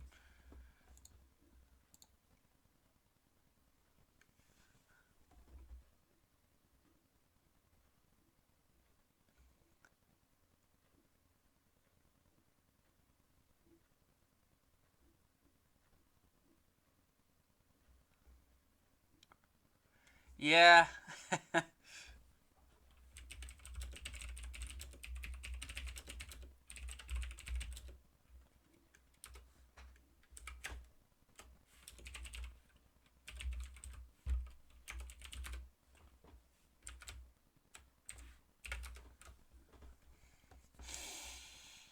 Oh my god. Okay. What else do we have to talk about? Not really a whole lot's been happening currently. I mean, Castlevania's dead silent even still because Konami doesn't know how to run a fucking company. All that we have is like the Netflix show.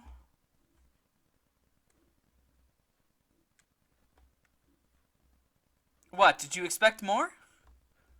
No, that's it. It stops there. We just have the Netflix show.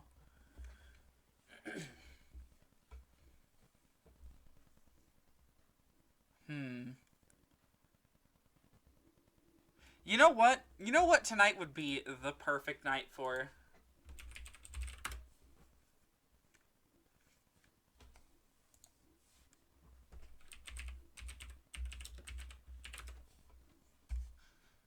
Hold on.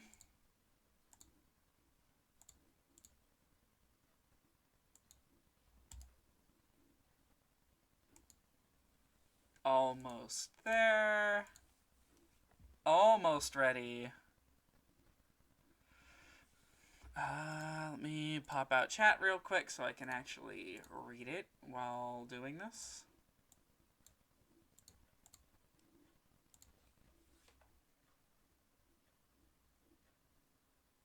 Alright, yeah, here we go. Here we fucking go. It's the perfect night. Not a lot's going on.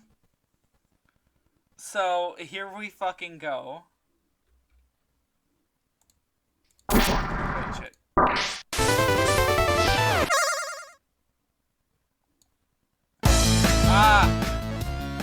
Okay, listen here, ProJared.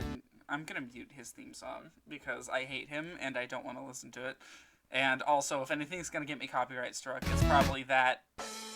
Stop it. Okay, this fucking video. Sonic Adventure 2 is one of the few Sonic games that everyone remembers fondly.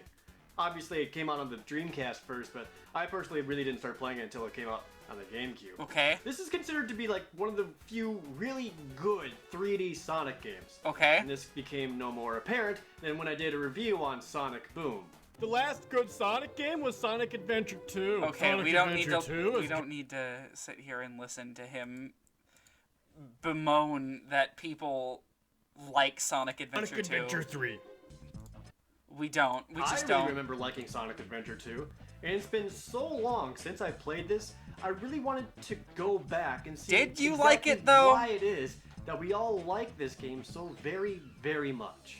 The biggest draw to Adventure 2 is the second Dark Story campaign mode, but No. we're gonna go through this in order and start with the hero side. It starts off with a What? gun helicopter transporting a prisoner, who happens to be Wait a Sonic minute. the Okay, hold on.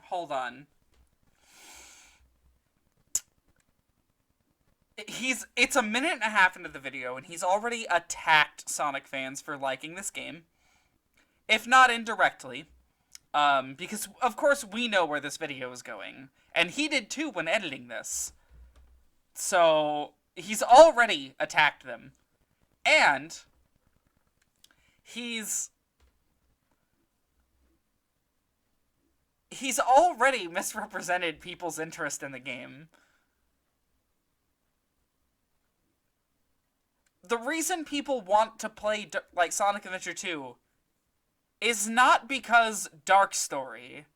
It's because it's Sonic Adventure 2. It's a complete package. Hero Story, Dark Story, Chow Gardens, Chow Racing, even the fucking, like, kart racing minigame. Like, it's a complete package, and people, like, want to do all of it, you know? Otherwise, people would just do the Dark Story when playing through it. Which is not the, like, what I've heard from people, you know? Also, I'd like to point out the game's in 16:9. I'm pretty sure that's just the ports that are like that. I don't think there's a way to get the GameCube one to do that. Loved the kart racing. It was an underrated minigame that if it just had slightly tighter controls, kids would have loved. Hedgehog. He somehow escapes and, according to the pilot, kills everyone on board.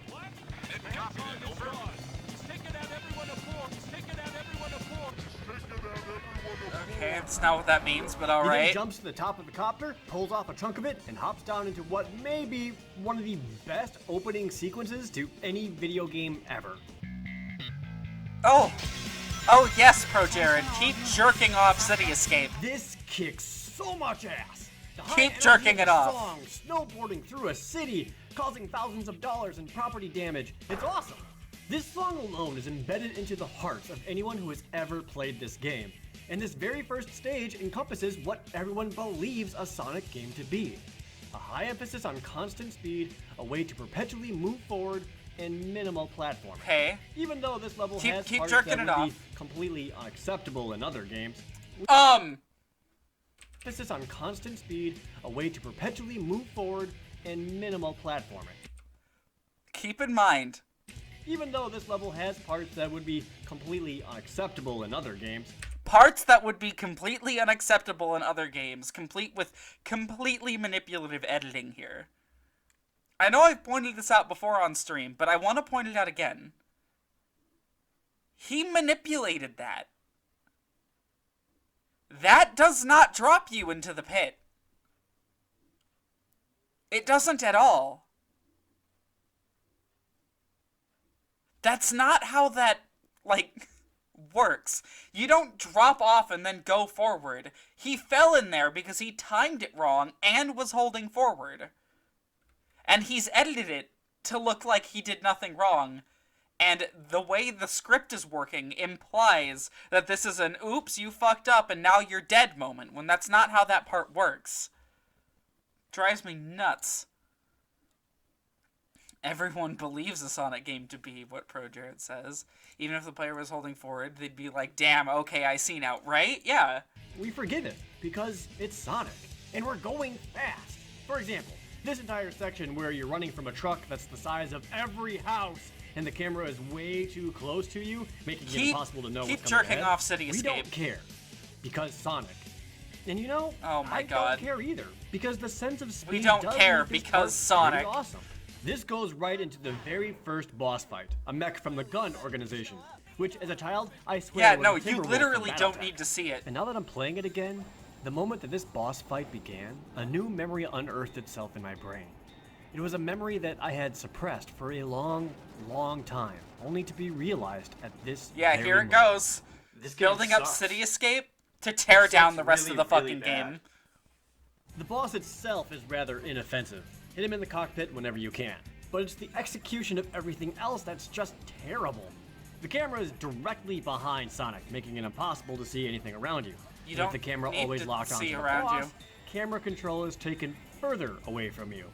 And the arena is designed against the player. There are all these crates that you're supposed to stand on to hit your target, which is You fine. don't need but to do several that. of these crates are placed outside the player's don't need arena, to do tricking that, players though. into thinking that they can go that way in the first place. And the only thing conveying any kind of barrier is a curve that goes up to your ankles. My experience with this as a kid was get into the boss arena, see the boxes around, and be like, oh, okay. Try to run outside of the arena, realize I can't, go, oh, okay, and then drop it forever. I don't include it as part of my 25-minute teardown, pointing out, ooh, this game bad because there are boxes you can't interact with, and the camera focuses on the boss. Any That's what his reasonable points person are would against believe this. that they can go You can out already further see than enough the around game you since allows it's them four to. boxes, Does but this it's make just the boss fight hard? it's No, widescreen, he's yeah. easy as crap. But that doesn't mean it doesn't have problems that should be ignored. And with the robot defeated, the pivotal moment. Sonic meets Shadow the Hedgehog, who is there hanging out for some reason, monologuing to himself about the power of the Chaos Emerald. That's when Sonic has a sudden realization.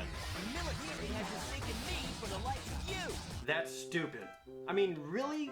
Does anyone actually think they even look remotely alike? Oh my god. Look at them! Shadow's quills curve It's this upward. really, he has bracelets really on. The tuft of tired hair on his chest point. is completely different than Sonic's oval thingy.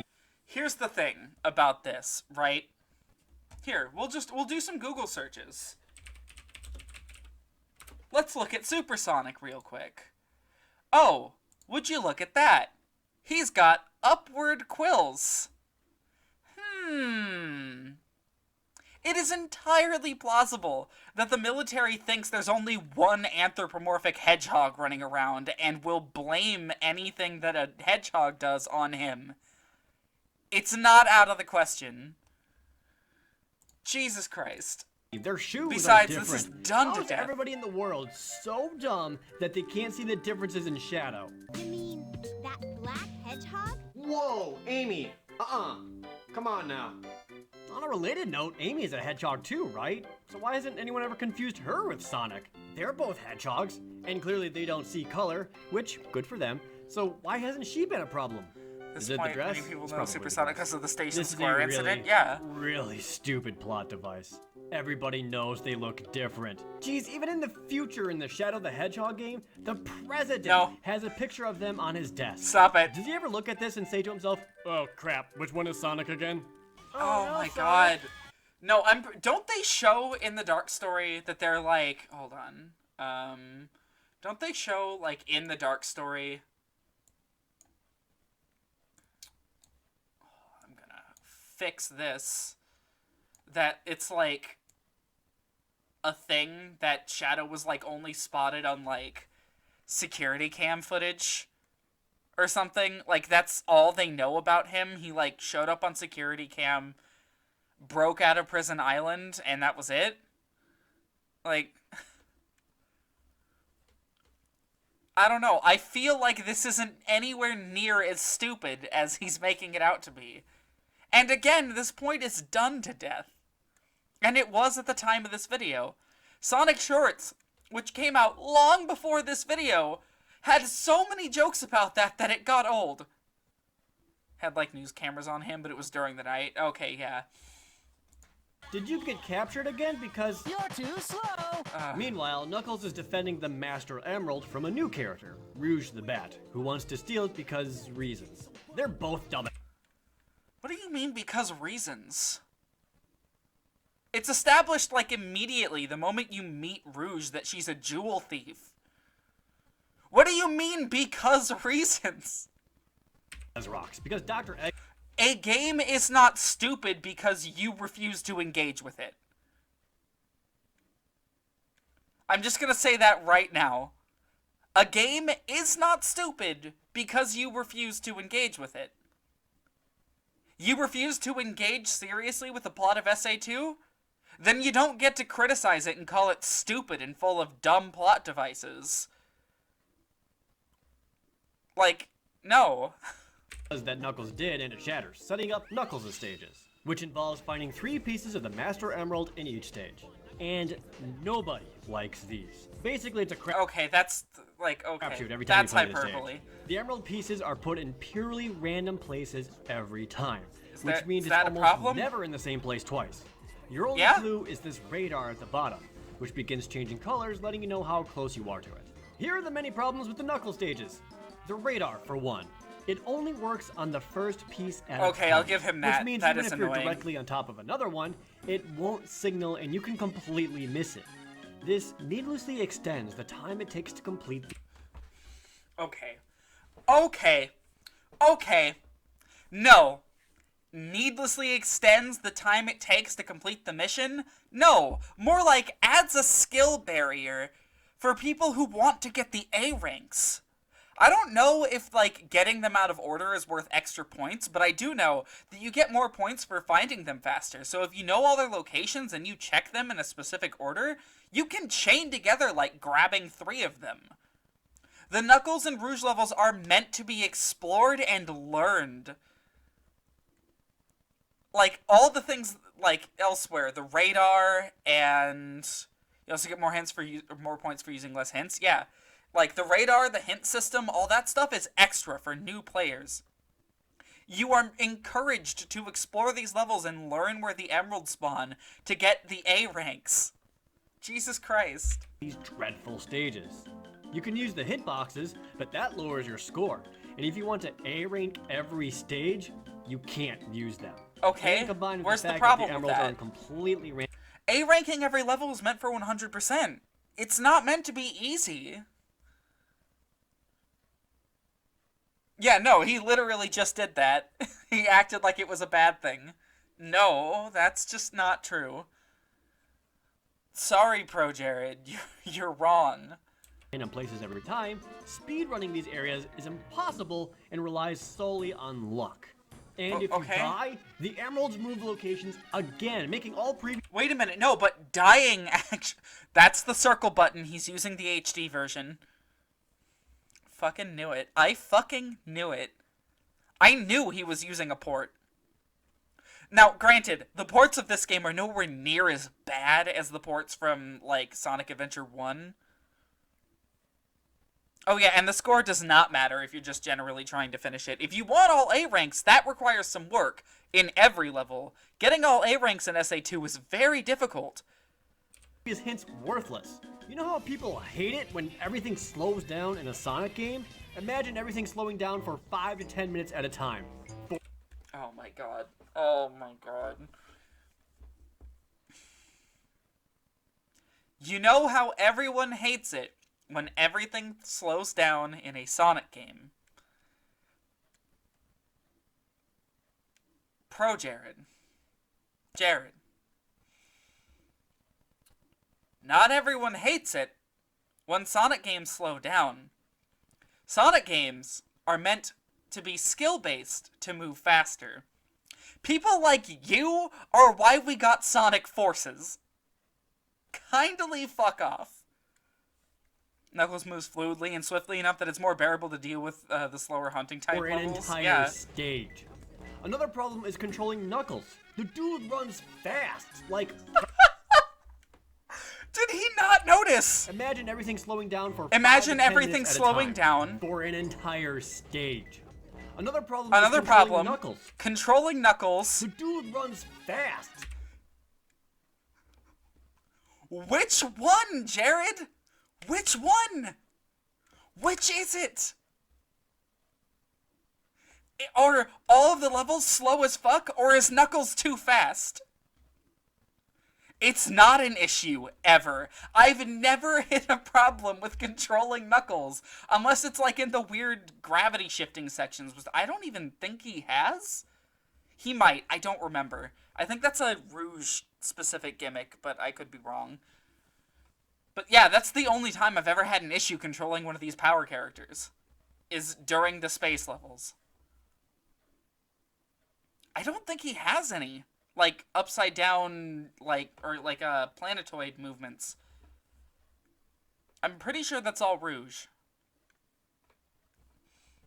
Like, practically Sonic fast. In fact, too fast. His stage...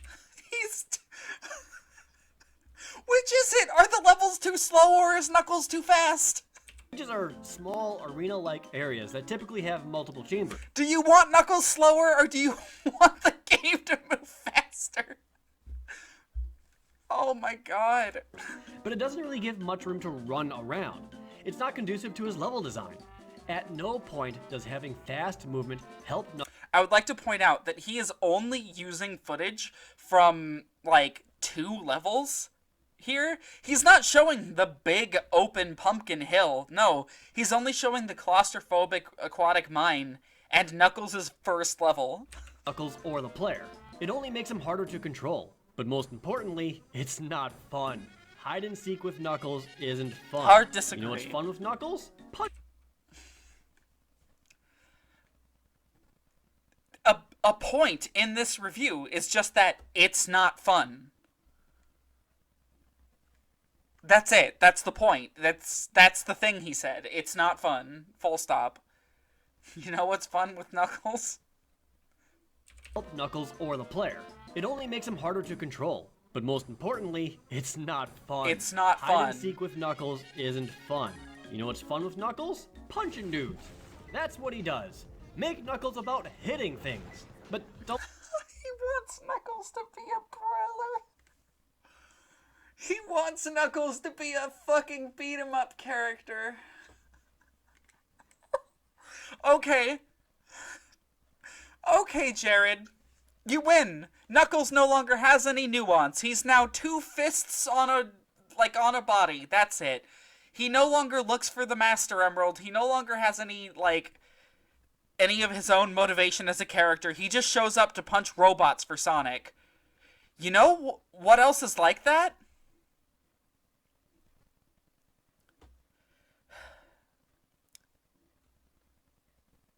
The Werehog is like that. And everyone bitched about the Werehog, too.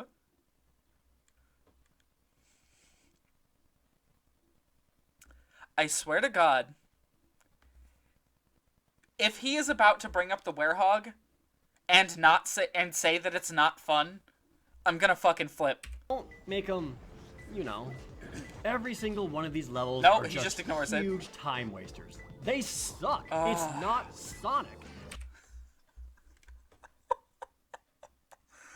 I hate him so much. As early as Sonic 3, they've had different playable characters with alternative stage routes that play to their different strengths. Sonic is not about going fast as every character all the fucking time. Sonic is about smart movement, speed, of course, but working with your movesets. Especially at this point. Knuckles is about finding the emeralds as quickly as possible, learning their locations, going to those locations.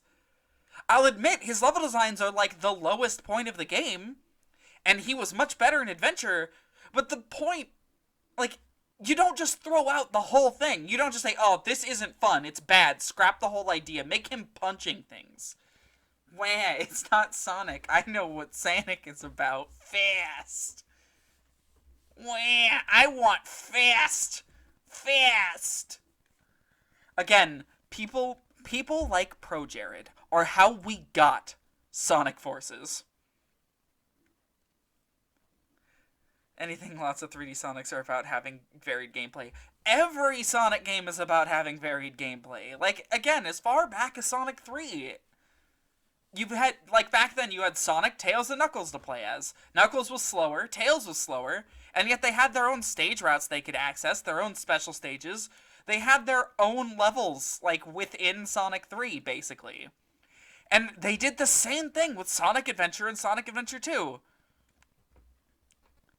It's literally, it's a fundamental part of the series, and his argument is that it's not a fundamental part of the series, and thus they should remove anything except for going fast. In fact, I'm willing to bet if we let this guy have his way all the way through, he would have complained up until the point where the game was just nothing but holding forward and boosting. Oh, wait. They did. And that did happen. And they still complained. Who would have fucking thought? How could they make anything worse than this? Oh, hi, Tails. Alright. I'm ready to throw hands already, and we just passed Knuckles, a type of gameplay I don't even like that much. He's on his way to Prison Island, where Sonic is being held, to illegally bust him out because it's not a crime when heroes do it. Oh my god, no. The misrepresentation of the story here is driving me mad. Because the story of SA2 is so good. The reason we forgive things he doesn't isn't a difference of opinion or perspective. It's because they're Sonic blind. Yeah, no. It's not because, we like these things. No, it's because we're Sonic fans and we're blind to the series flaws. No, the fuck, we're not. I don't know how else to put that. We're not. I've criticized plenty of Sonic games on stream. In fact, that's most of what I do, I feel like. Whenever Sonic does badly, I comment on it. It's not like this is the fan dub or something, which is goofy because why not? This is mocking the plot without understanding it, yeah. It's literally Sonic and Tails and Knuckles are anti-heroes in this game. They're just anti-heroes. There somehow, and Eggman is going to cap her right in the head. Playing as Tails starts off with a boss fight against Eggman, and this fight has the difficulty rating of push fire until you win. And is there a problem the with that? Tails stage starts. Okay. And yeah, I was wrong. this is the worst part of the game. Okay, no. First off, I would like to point out that Tails single-handedly beating Eggman, not just beating him, but doing so easily, is a continuation of his character arc from SA1. Like, it's just straight up SA1 stuff that they're getting out of the way. Is there a problem with that, Jared? It's your intro to the mech, of course it's gonna be that way. Yeah, like, it's not meant to be hard. It's meant to be a cool character moment, where you see that Tails has grown since last time. He just single-handedly destroys Eggman. At least Knuckles has you playing as Knuckles. This Tails and a robot thing is the dumbest damn thing ever. Why is it the dumbest damn thing ever, though? Tails is a genius inventor. It wouldn't make sense if he never touched a robot in the franchise. What else are they gonna do with Tails? Make him Sonic, but he flies now? That worked with SA1 because he had his own story to go through. Here, they wanted to make 3 distinct gameplay styles. Is there a problem with that? Eggman's line there is, "You're just a kid, you couldn't beat me in 100 years, stupid little fox," and Tails just wipes the floor with him. Yeah. Again, the game's plot is not stupid if you refuse to engage with it. The complete lack of understanding of what makes a Sonic game good and what the developers were going for is painful. It is mind-numbing here. The way to get an A rank in these stages is to lock onto multiple enemies and blast them away for the most points possible. Locking on means constantly holding the fire button, which means constantly hearing a high-pitched beeping noise as you target things. Okay. So the entire time you're playing any one of these Tails stages, you're hearing... Oh, whoops. Or, hear me out, Mr. ProJared. You could not suck. You could easily just hold down the button when there are enemies nearby. You don't need to constantly be hearing the beeping sound. I will admit it gets a little annoying, but it's not that bad. Oh, that's awful. This isn't fun. Another point that's just, this isn't fun. Are you fucking serious? This dude has almost 1 million subscribers. And his review is, "It's not fun." That just... This isn't fun because it's more not Sonic horse shit. That's exactly what he was about to say. It's mindless and irritating. When something similar to this appears in other Sonic games, we always scream, "Ugh, this isn't Sonic. Why is this?"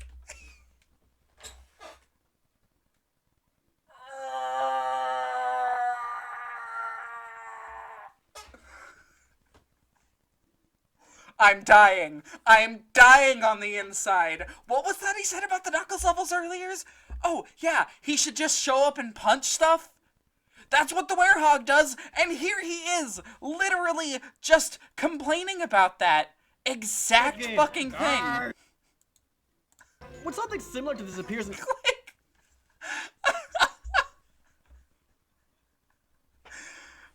This isn't real. There's no way a human being wrote this script. What exactly makes the mech more jarring than the fucking Werehog? Nothing. Nothing makes the mech more jarring than the fucking Werehog.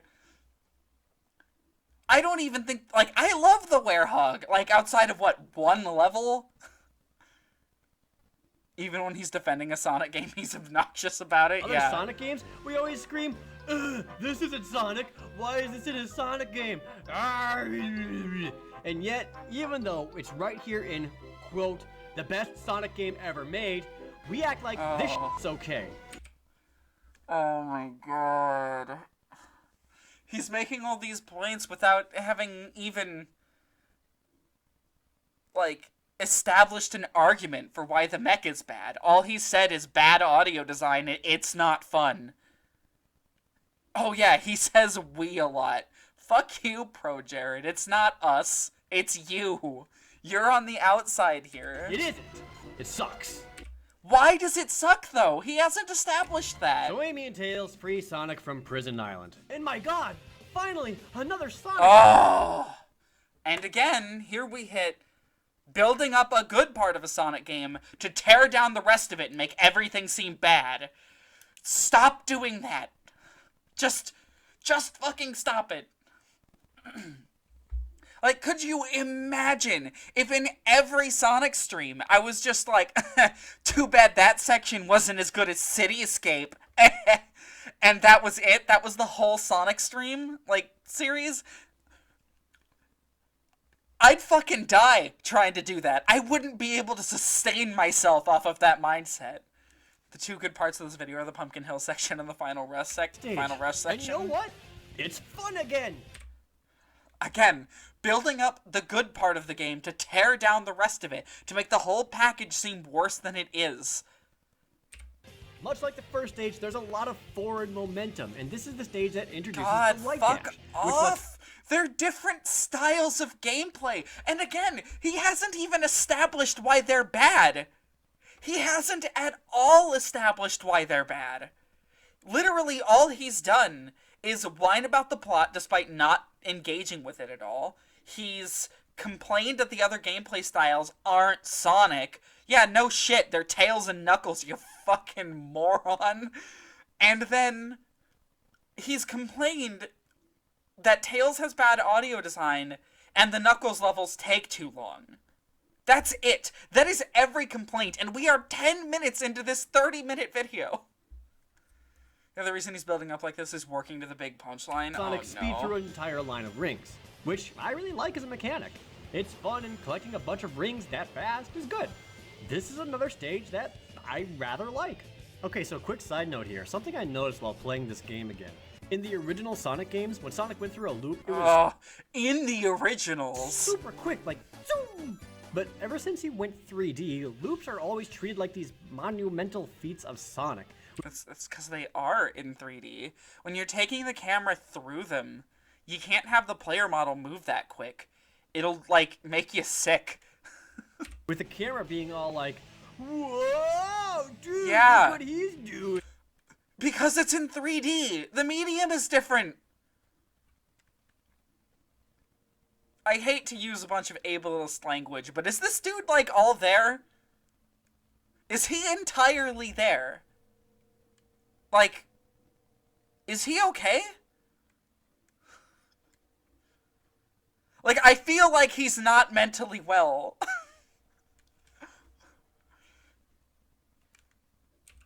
Yeah, it would be even weirder if it was right behind him, honestly. Like honestly, Sonic 4 mobile gameplay.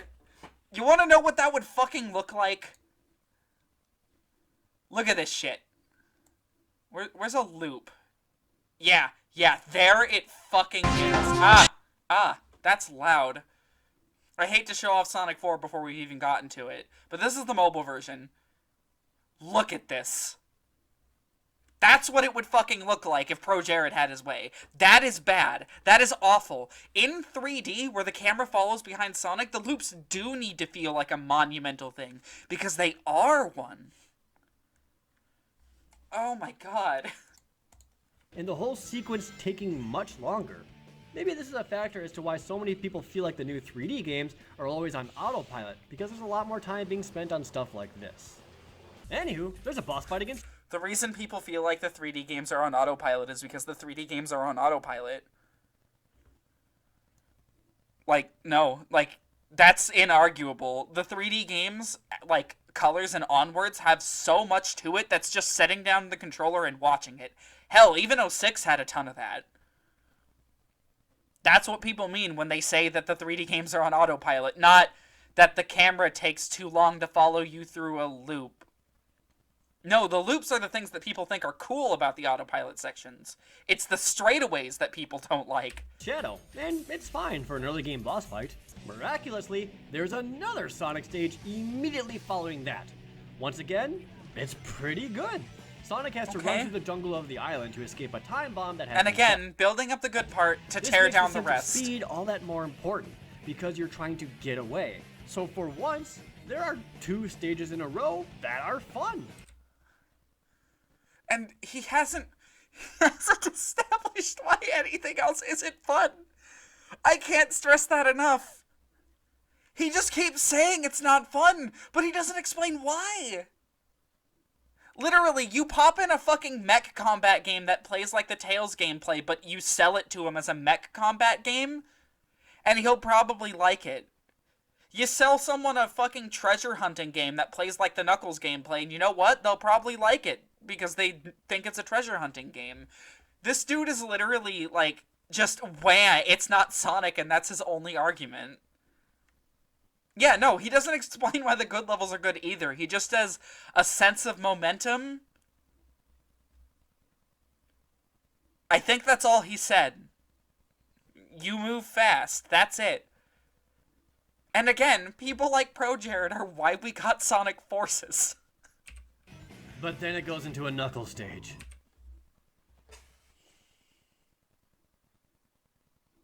I don't even need to fucking say anything. But at least of all the Knuckles stages, this is the only one that I can tolerate. One, because of the Pumpkin Hill music. For fun. We need to see But that then again. it goes into a Knuckles stage. Ugh, But a at least of all Knuckles the Knuckles stage. stages, this is the only Watch his movements. one that I can tolerate. One, because of the Pumpkin Hill music. Are you telling me he had no other footage to put here? None? To put here? So that it didn't make the game look worse just by the way he edited it? No, he's very clearly manipulating footage, and he's doing it all throughout the fucking video to make the game look worse. When you are making a game review, and I have had experience with making this kind of content, when you are making a game review, the way you edit footage matters.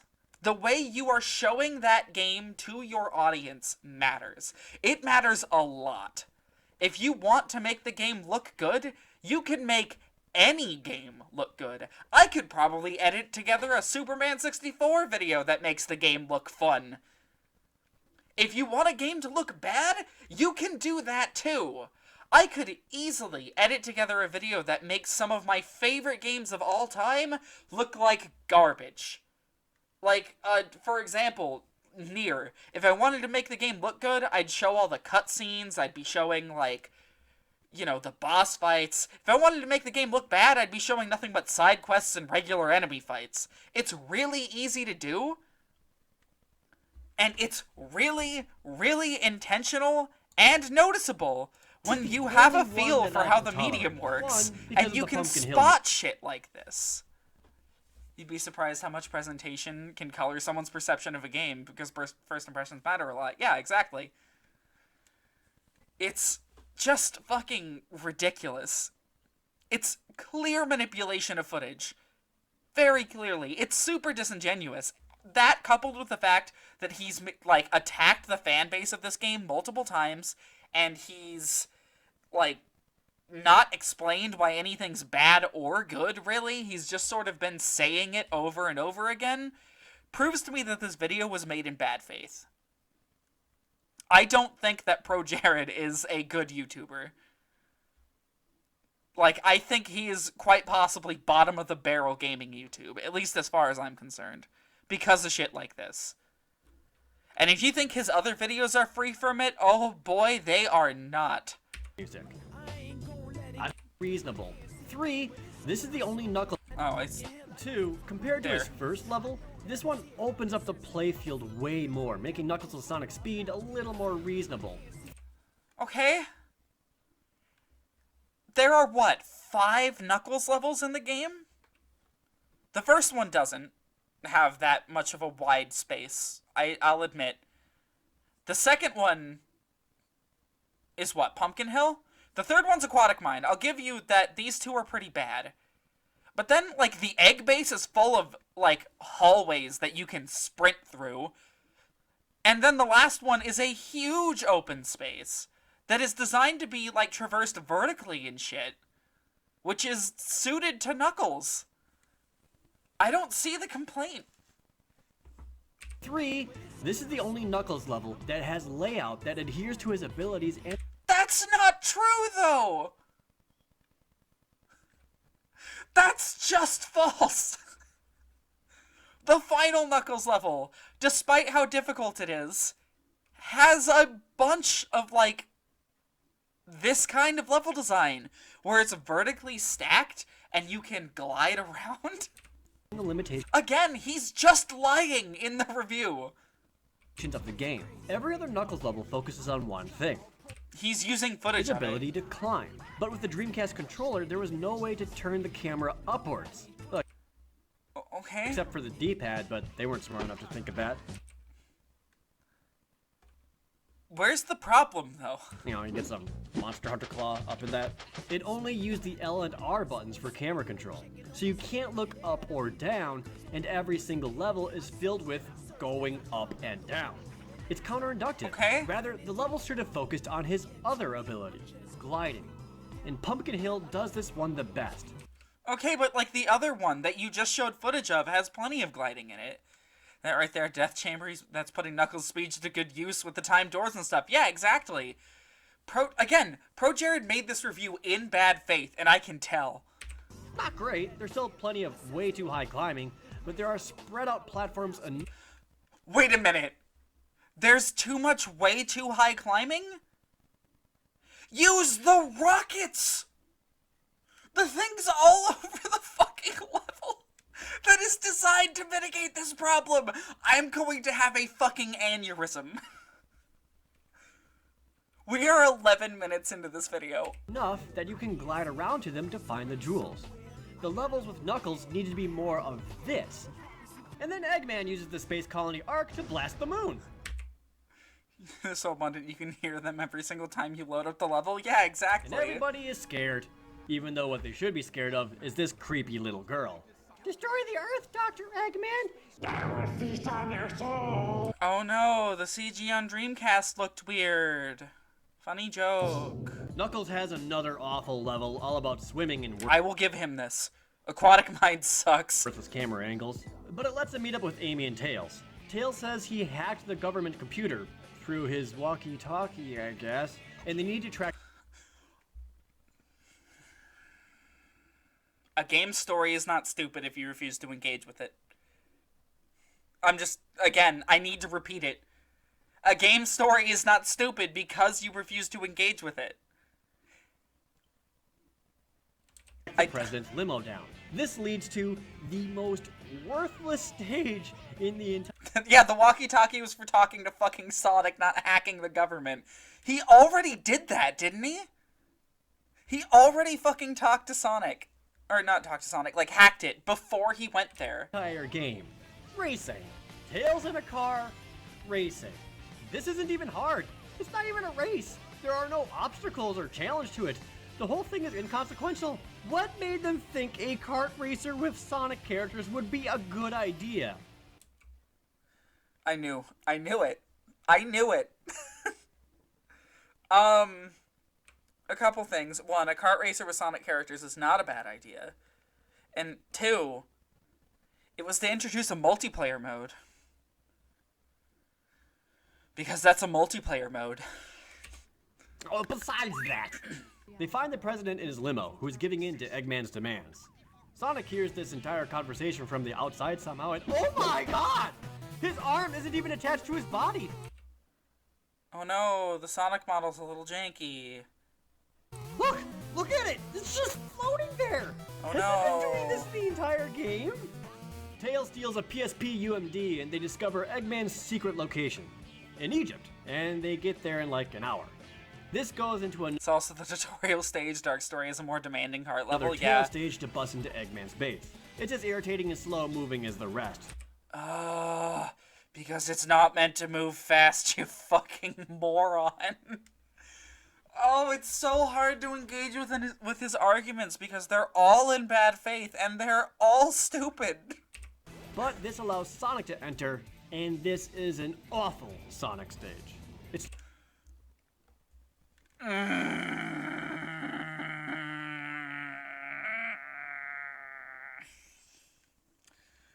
Alright, All right. Let's tear it down. Let's fucking go. Let's unpack this. It's an awful Sonic stage.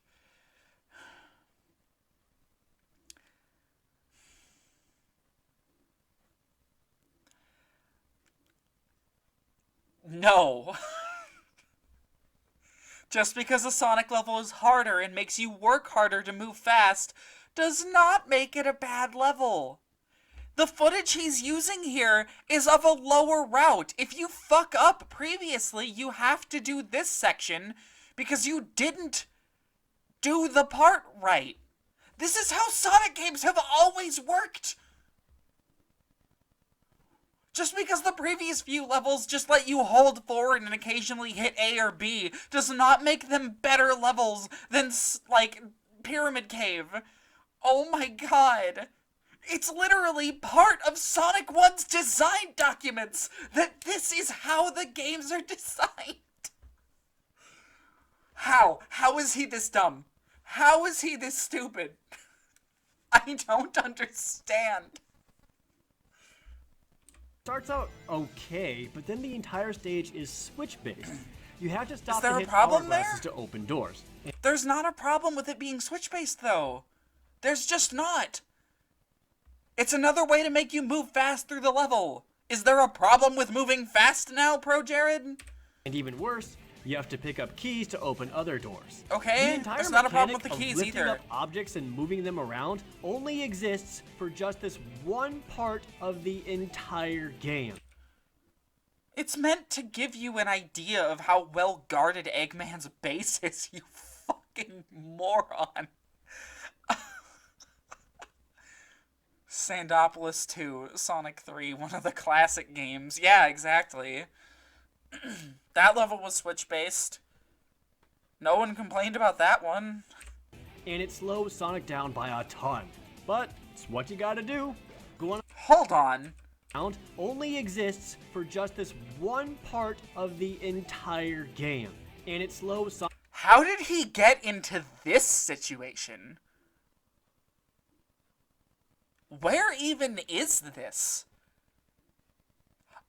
I have played through this level so many fucking times, and I don't think I've ever down by a ton. seen this situation happen. He's manipulating footage again. The only way you can get into that position is if you are severely incompetent by yourself. And he's acting like this is just some huge problem with the stage. When I think it makes you do it like what? Like 3 times, I think? Total? And I don't even think it's that high. I think it's just 2. But I'll say 3 to be generous. One level makes you do it 3 times, and he's making a big fuss about it. But it's what you gotta do. Go on a complete detour to put a thing in the thing to get back to the fun. There's ProJared is why Forces happened. ProJared is why Sonic Forces happened. He just is. There's no question about it. He is just why that game another happened. locked door, and Knuckles goes off to get a key to open it. This stage sucks too, mostly because of how fast he moves and. I'm done. I'm done. I cannot do it. He's just so dumb. 2, one with the key being right next to the switch, one the other you have to take a 40-second detour.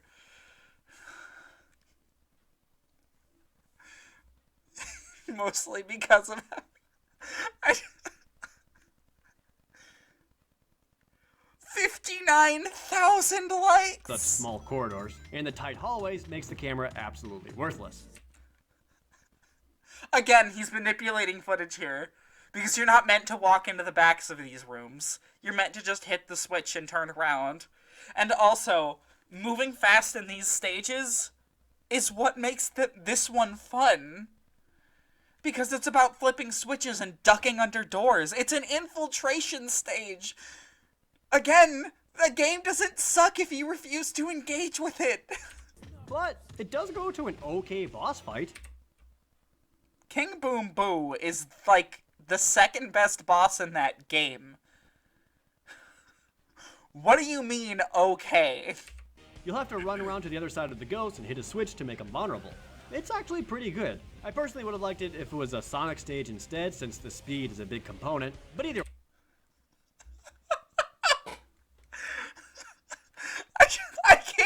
I can't even fucking fathom the thought process that went into this video.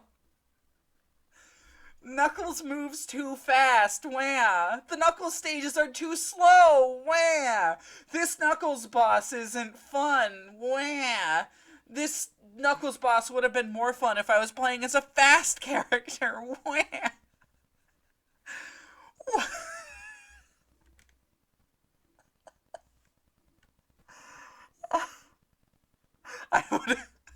I would have personally preferred it if Sonic was here and not Knuckles, because I hate Knuckles. Knuckles has... what? He has King Boom Boo and Rouge? I think that's everything. I think that's all of it. I think that's every Knuckles boss. Jesus fucking Christ. anyway, one of the good bosses here. The 4 ride a rocket up into space onto the Space Colony Ark. Don't you dare insult the Ark or Maria. Can we talk about how terrible every cutscene is?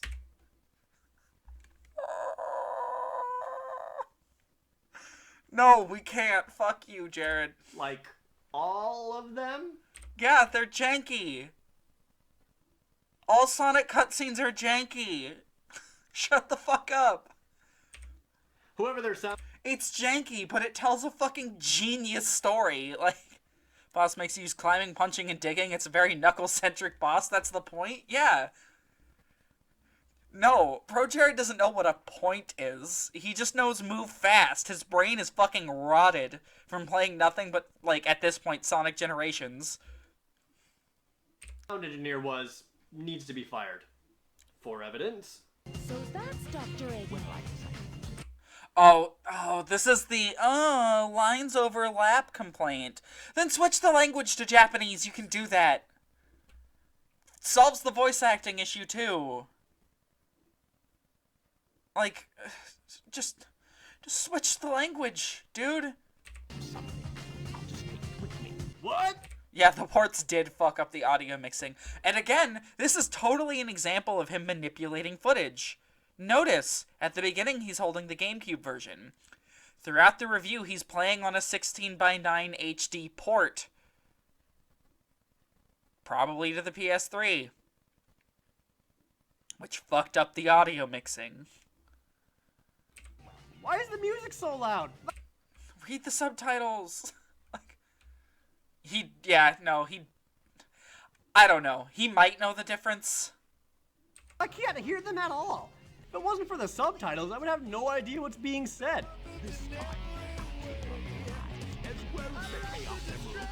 This happens in almost every single cutscene. Every character delivers their lines like they're having a completely separate conversation from each other. Yeah, the game came out right at the end of a console lifespan. They didn't exactly have enough time to, like, polish it. How is this a problem? Switch the language to Japanese! Hey, where are you going? Move aside, Knuckles. I managed to find the transcripts between Eggman and the president in the government computer. And they're always stepping over each other's lines. Is everyone Switch it to Japanese! alright? We should be landing soon. The hatch doors are Don't open. sweat it, Knuckles. The only thing in the cargo bay are the... He shows the one cutscene in the game where it makes sense that characters would be cutting each other off. The one cutscene. Chaotic audio makes sense since everyone's panicking and the ship's losing control, yeah. You have to try to be this disingenuous in a review. What do you mean, Master don't Emerald, sweat it? right? Land the Knock shuttle it and off, let me Knuckles. out. We're gonna crash this thing if you keep that up. Oh no! Don't touch that lever! Tails' plan is to use a fake Chaos Emerald he made to reverse the power of the other Chaos Emeralds which are powering the Ark. Which means one last Tails stage. Only now locking on and blasting everything gets you killed, because there are Yes! So don't do it!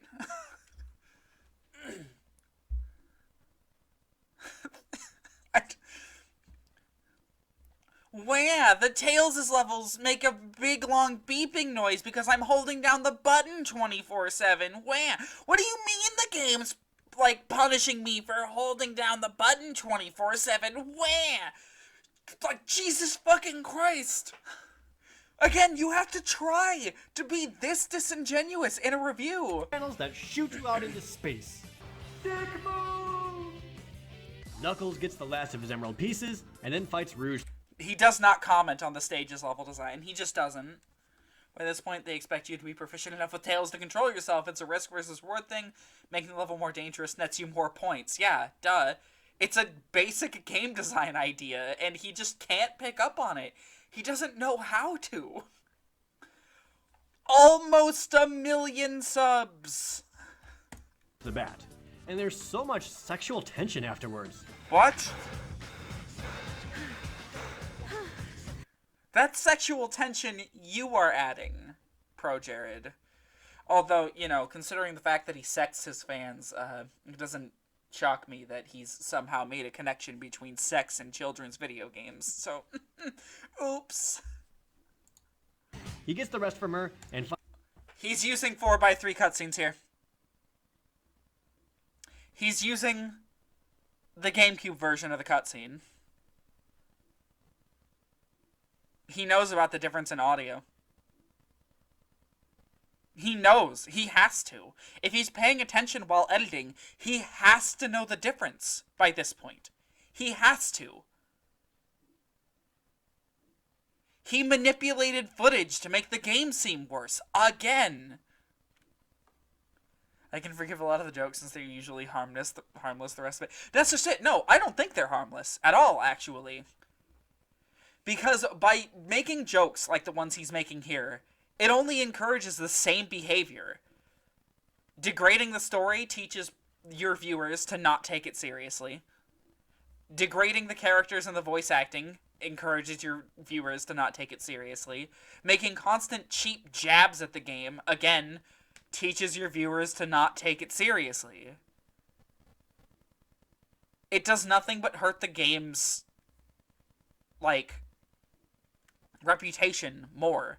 And it's created the exact culture that we see now, where mentioning that you like SA2 online might get you attacked by random people who don't like SA2. In a vacuum, a couple of these are passable, but in conjunction with the rest of the video, it becomes much worse. Yeah, exactly. Find it to be a brilliant idea to reassemble a drill right above goddamn lava. I'm sorry if I hurt you.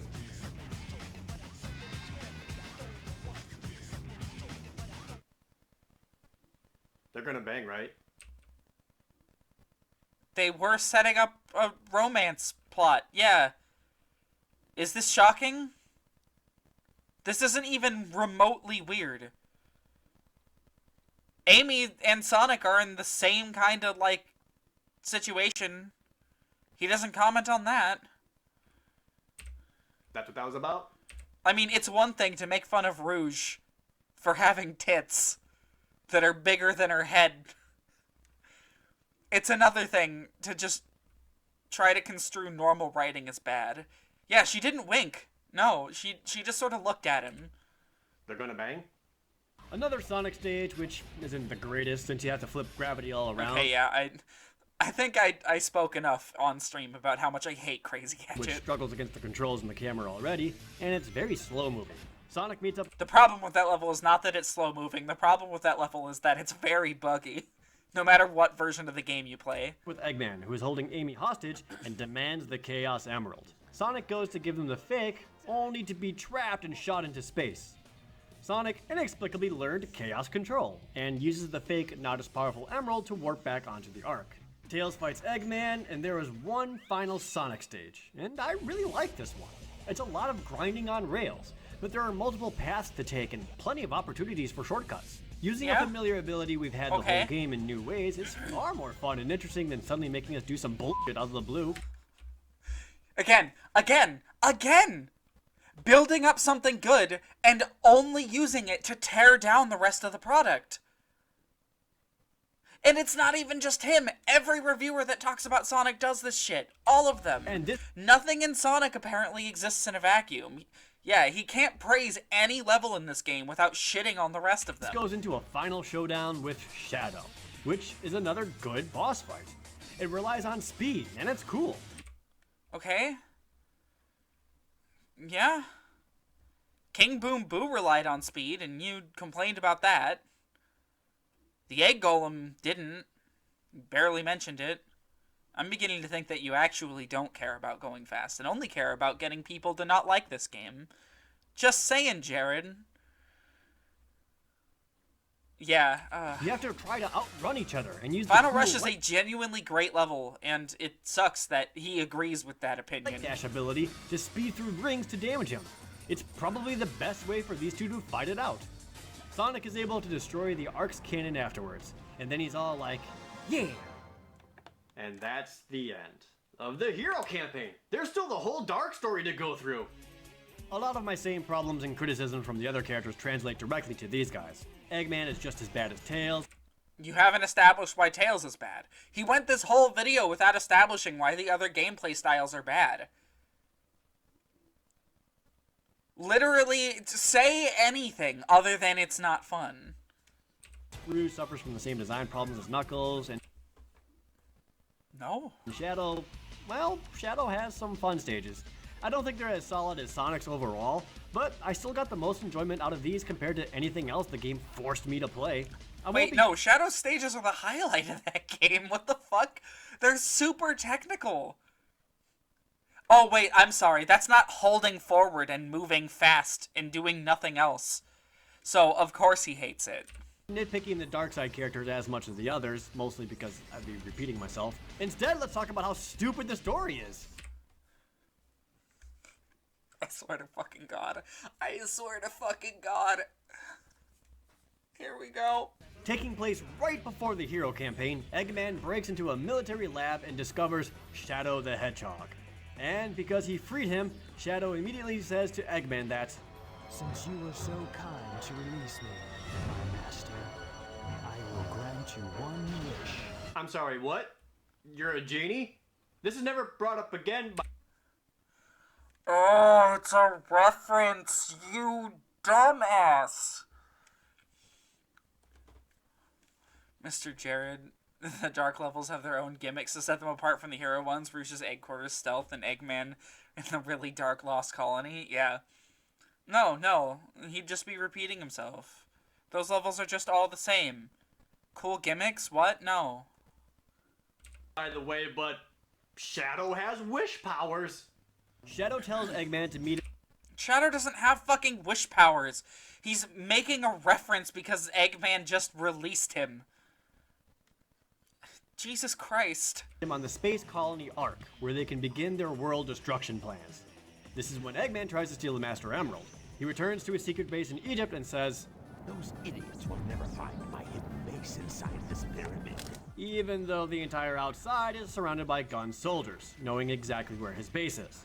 Shadow keeps having Gun and Sonic are not working together. Sonic's the person Eggman's worried about. Eggman doesn't care about Gun. They can't do anything to him. angsty flashbacks to a young girl named Maria who died. Angsty flashbacks.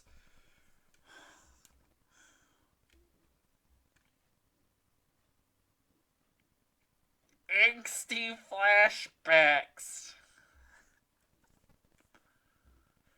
Angsty flashbacks.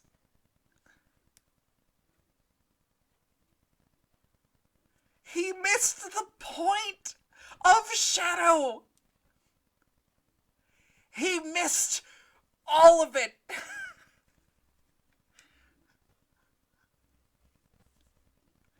Maria is dead, ProJared. She was killed because he wasn't there to save her. Of course he's gotta be mad. It's almost like that's part of his fucking character arc. A game's story is not stupid if you refuse to engage with it. Full stop.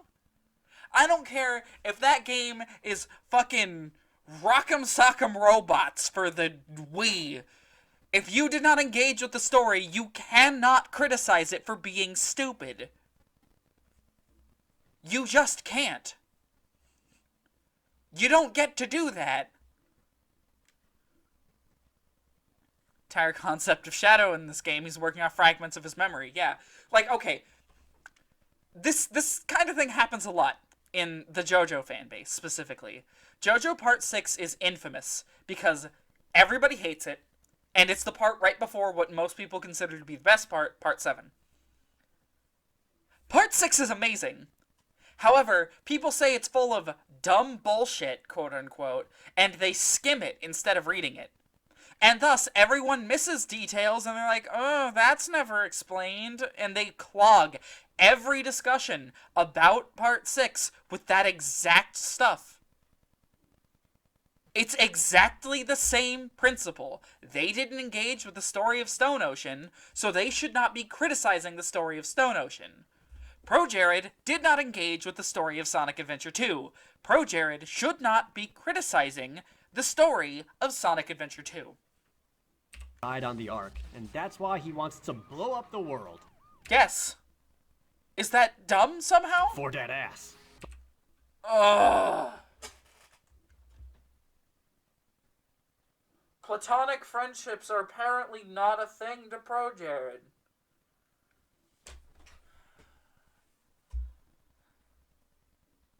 She's like, what, 12? Maria Robotnik. I don't fucking know how to spell it. Yeah. Maria Robotnik. Unknown. It's never stated. She's not old, though. So...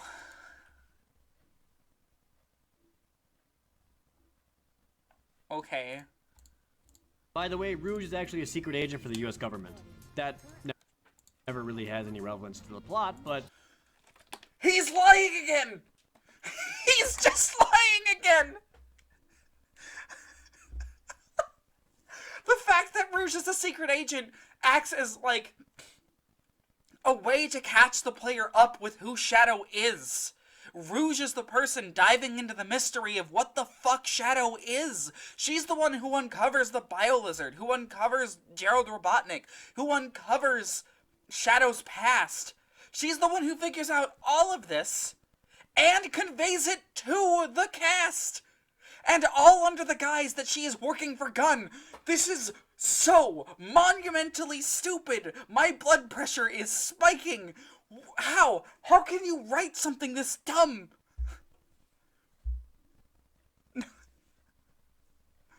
No relevance? Yeah, exactly. She never would have found the Project Shadow files. Never. Not in a million goddamn years would that have ever been relevant. The only reason she finds those is because she's poking around because she's a Gun agent. Rouge isn't a bad guy. Shadow and Eggman are very clearly bad guys in this game. Rouge is the odd one out there. It plays into their character dynamics, it plays into, like, their gameplay, it plays into the story so much. He's either stupid or malicious. There's no in between here. There you go. On the Ark, Shadow shows that the Ark has a big ol' space cannon created by Dr. Eggman's grandfather, Dr. Gerald, 50 years ago. The Ark was shut down due to an accident, and the cannon needs all 7 Chaos Emeralds to be powered. Okay. And that's why they all confront each other on Prison Island, because they stole several more emeralds there. Shadow has to rescue Rouge, who gets trapped on it, which triggers more emo flashbacks about Maria. Emo flashbacks. If you're just gonna dismiss the story, why fucking talk about it? The cannon still needs 1 more Chaos Emerald, which Tails has. Eventually, the good guys make it onto the Ark to stop them, and Rouge is... No mention of the fact that it, like, ties into SA1, by the way. Yeah, he was almost paying attention. Discovers that Shadow the Hedgehog isn't the ultimate life form. Something else is. That's not what she discovered. That's not at all what she discovered. What she discovered was that there was a Project Shadow to create an ultimate life form. But the image was different, And so all she figured out was that there's more to Shadow's story than meets the eye. Like, what? Shadow goes to stop Sonic from blowing up the cannon and fails, apparently. Yeah? And that's the end of the Dark campaign. But not the end of the game. Beating both unlocks the last story. One final short campaign for both sides. Blowing up the Ark's cannon somehow triggers a message from Gerald Robotnik, Eggman's grandfather. The accident from 50 years ago was actually a raid on the Ark by the military to destroy his ultimate life form. This is the accident that shut down the space colony Ark and killed his granddaughter Maria. It was during this raid that Maria saved Shadow by putting him into a tube and launching him onto Earth. Wait, That's the entire reason why she asked Shadow who or what he is standing in front of her. She's not even sure herself if she found the files. Yeah. that was 50 years ago? That would make Shadow the original Hedgehog, right? Otherwise, how old is Sonic? Oh my god, Sonic, you've been living a lie! I hate this one so much because Lore does have an answer to this. And he's just stupid. There's a reason this is Sonic Adventure 2, you know? And granted, part of this is the game's fault, because I'm pretty sure it's stated on the piece of paper that Rouge holds up that the game never gives you a moment to read. Shadow's design is... Professor Gerald Robotnik discovered the mural that's in the ancient world. He discovers the mural that depicts the prophecy of Supersonic fighting Perfect Chaos and winning. The Bio-Lizard's design is based off of Perfect Chaos, and when the Bio-Lizard fails horribly, he switches to the other design, which is Shadow. Hence, Shadow has the upturned quills of Supersonic. It's subtle storytelling, which is apparently too subtle for him. Apparently. Because of her death, God forbid the game has any smart storytelling. Could you imagine if I complained like this for Dark Souls? Oh, I just saw a couple more dudes with armor and killed them. There's nothing more happening here. Oh, the old Dragon Slayer. It looks like Ornstein. Someone should tell Ornstein in Dark Souls 1 that he didn't actually die. No. No. distraught Gerald set the Ark on a collision course with Earth once all the emeralds were placed onto it. So now, everybody's gonna die. Rouge comes up with a plan, though, to stop the emeralds using the nullifying powers of Knuckles' Master Emerald, which he pulls out of his ass. Where else do you want him to keep it? The five of them all work together to get to the colony's core. And for all the garbage every character has had in their stages, these final ones make a lot of them better. They're each super short, for one, and you're working towards an actual objective instead of just the goal ring. Tails and Eggman are about... What about the goal ring isn't an actual objective? Hey, it's big. About the same, only with a kind of neat time stop mechanic in their stages. Knuckles and Rouge's stages aren't about playing hide and seek and are instead getting through a stage to find a switch, which is way better. Except Knuckles has to swim the whole time, which blows. And Sonic's stage is just about what you would expect. Shadow isn't helping though. This is what he wanted. Until Amy shows up and gives him the whole "people are good" speech. Oh, please don't demean this scene. Please don't demean this scene. Which triggers another Maria memory where he was supposed to protect the people of Earth and not blow them up. And Shadow finally goes, "Oh shit, that's right, gotta go!"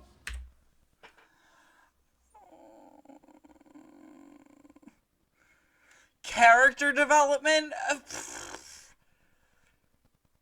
Growth? A redemption? All stupid. The plot's stupid. I dismiss it because I don't need to engage with it. I'm just making a fucking video on the topic. So thus, Shadow shows up to deal with the ultimate lifeform prototype. A giant lizard. Yeah. They foreshadowed it earlier. And there's lore reasons why it looks like that. English version kind of simplified it. She's not saying people are good. She's saying people of Earth deserve a chance to redeem themselves and live happier lives. Yeah. Amy doesn't even say that directly. Maria still directly says that in the English version. Maria doesn't say people are good. There's a reason Maria's most famous line from this game is "Give them a chance to be happy." There's a reason for that. Yeah, somehow Gerald's research went from massive bile lizard to a hedgehog.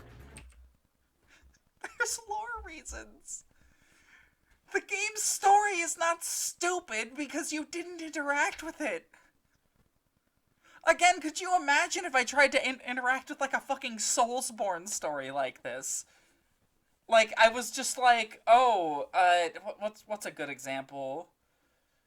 Master Willem points at a lake, and then you drop in and, oh, you fight a spider. That's zany and wacky. Let me poke fun at that constantly. When it's like, no, the lore is, like, set up for that.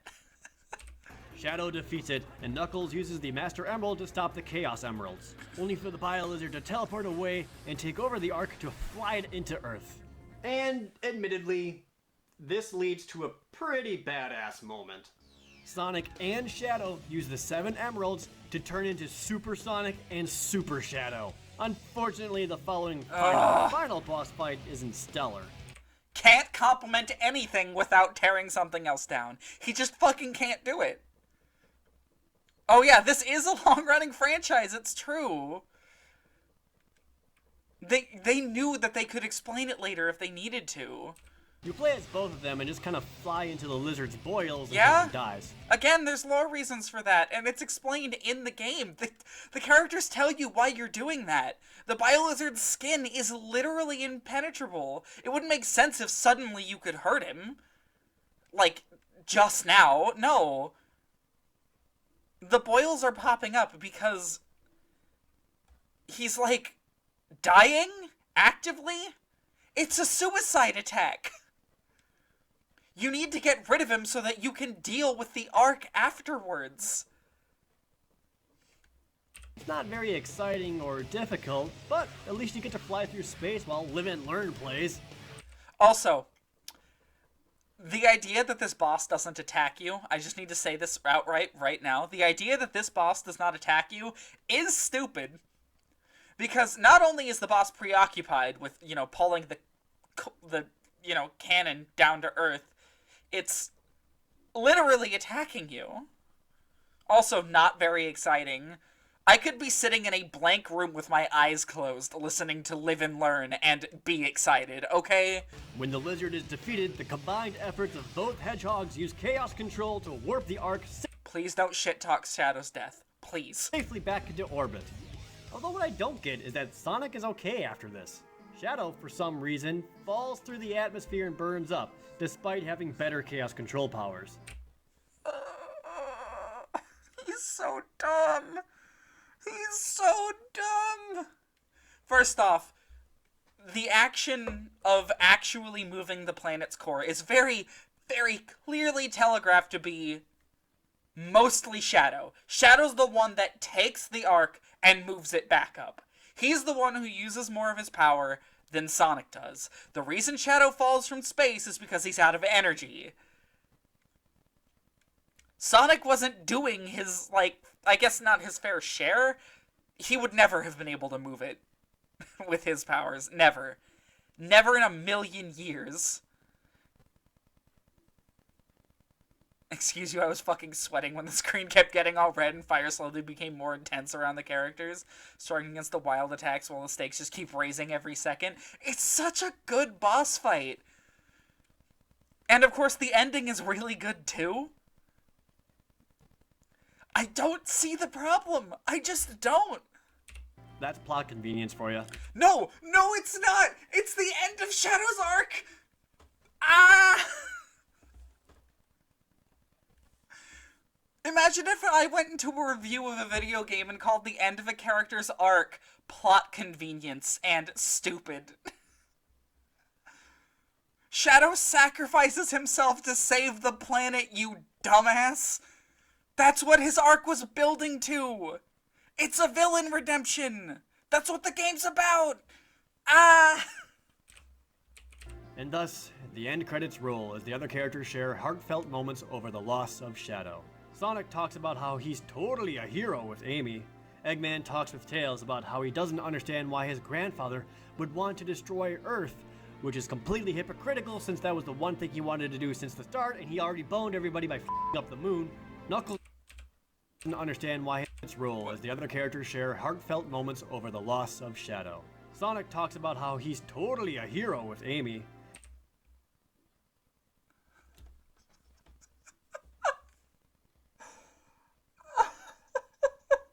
Did he just sarcastically refer to Shadow as a hero?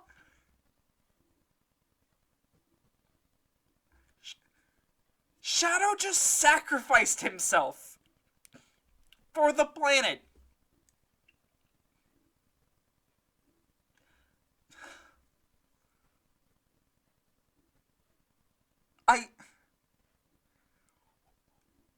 What? This is the dumbest fucking video. I don't even have words. Shadow just...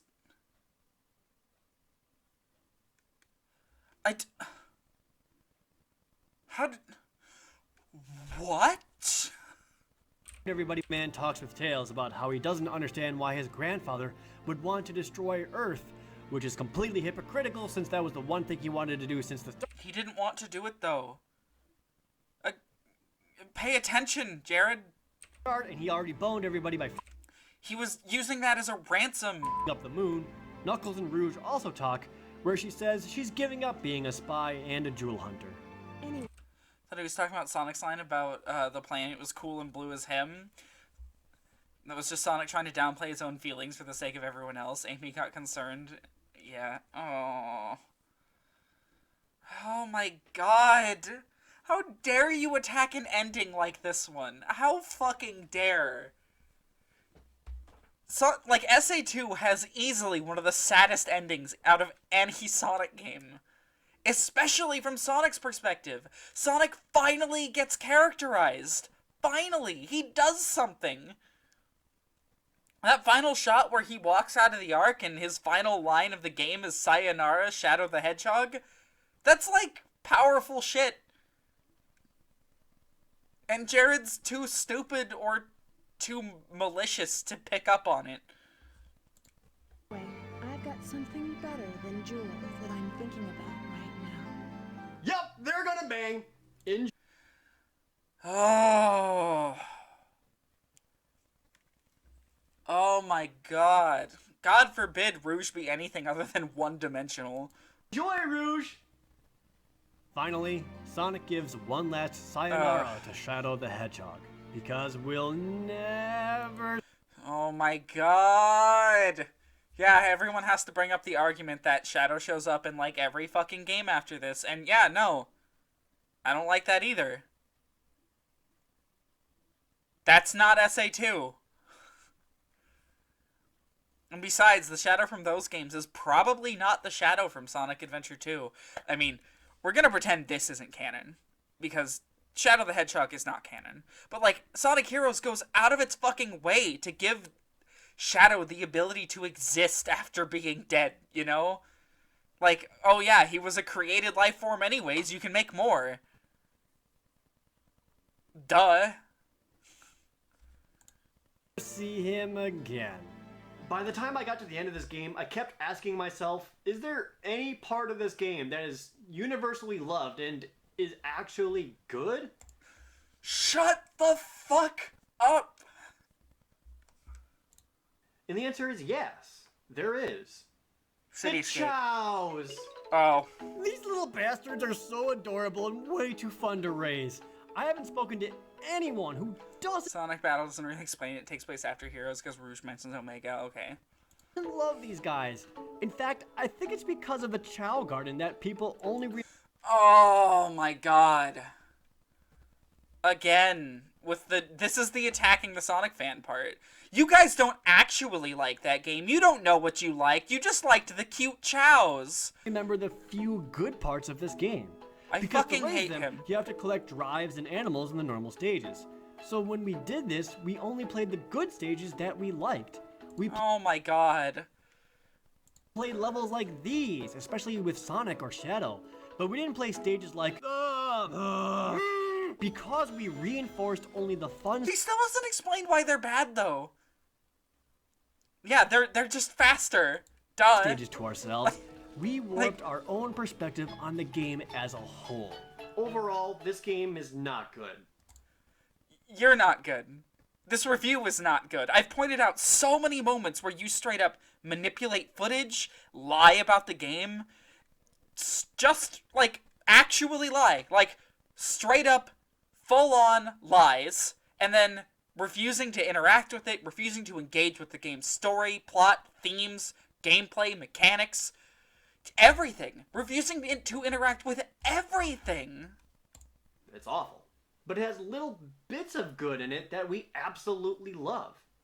That's why my final rating for this game is a bowl of Lucky Charms out of 10. Oh, Lucky Charms cereal is filled with a lot of gross bits that we don't like eating, but damn if we don't love those marshmallows, and those marshmallows that's the make it mindset all of a worth it. 5-year-old. And Okay. that's the case with Sonic Adventure 2. We forgive so much awful garbage about the game because we like the Sonic levels, we like the Shadow levels, we like the Chow Garden. But that all makes up 1/3 of the game as a whole, meaning 66% of it is not good, and that's from the levels we don't like playing with Tails, Knuckles, Eggman, and Rouge. But not every Sonic and Shadow level is great, and the game as a whole suffers from an atrocious camera, and the story is really stupid. But who cares? Because those marshmallows are delicious. After I every hate bad this. Sonic the Hedgehog game, we cannot act like going back to the Adventure series is somehow going to fix I hate Sonic this. the Hedgehog, when the Adventure series isn't that great. I In hate fact, this. it sucks. Except for the marshmallow bits. And it's okay to I like hate the this. marshmallow bits, because I sure do. No, you've actively mocked the fan base multiple times in here. If the whole isn't that great. In fact, it sucks. Except cannot act Here? like going back to the Adventure Oh. series is somehow going to fix Sonic the Hedgehog.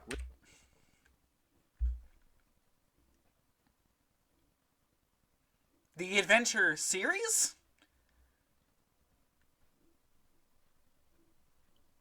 I'm sorry, Jared. Do you have something to say about SA1? The Adventure series isn't that great. In fact, it sucks. Except for the marshmallow bits. And it's okay to like the marshmallow bits, because I sure do. If the whole game was just Sonic the Hedgehog and not his stupid friends, the game would be... It's okay to like the marshmallow bits. Then let people. That's a good freeze frame. That's a really good freeze frame. It's not okay to like the stuff he doesn't like?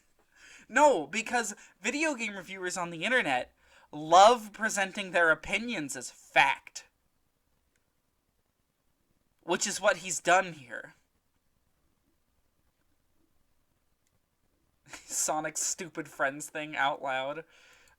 a lot better. This video right here is the problem with modern Sonic media.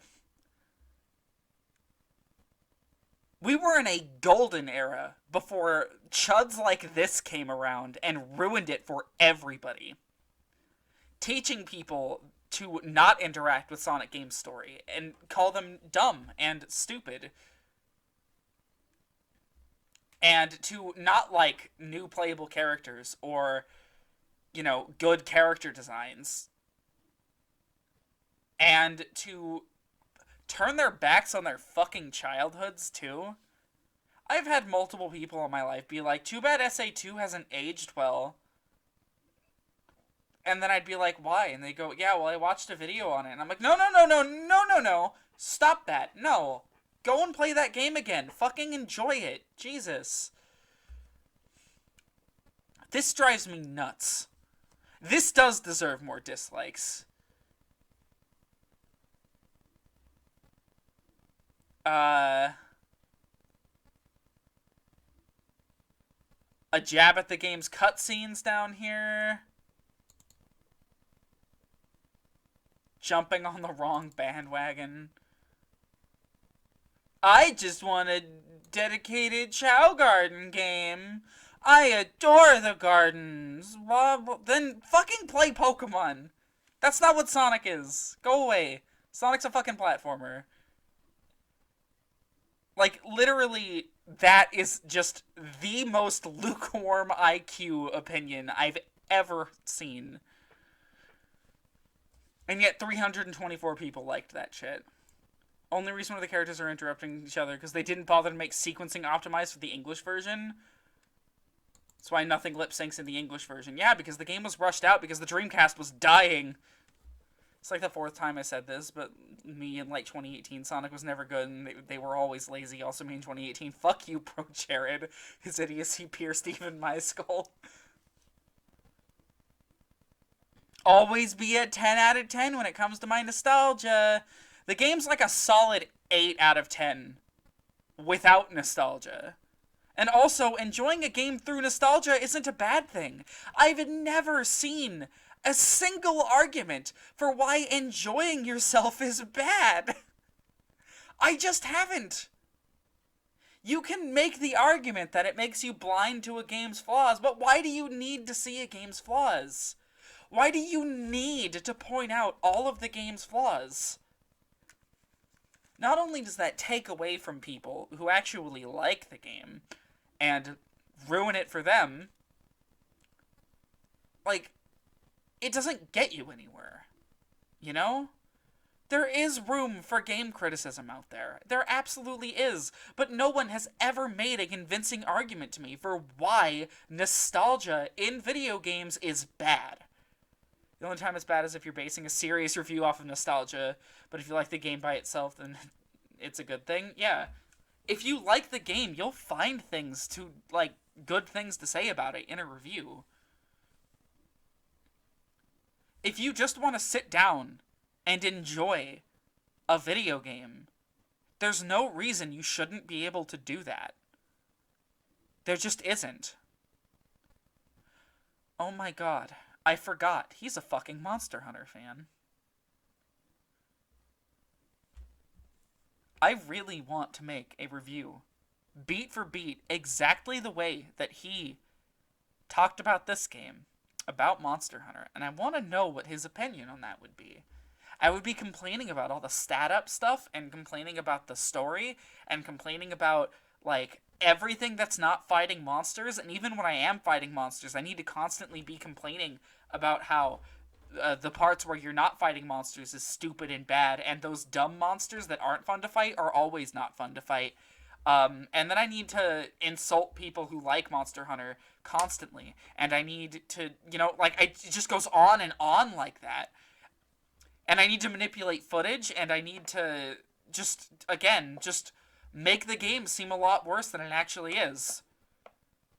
Because ProJared's a dumbass, and this review is made out of malice and spite.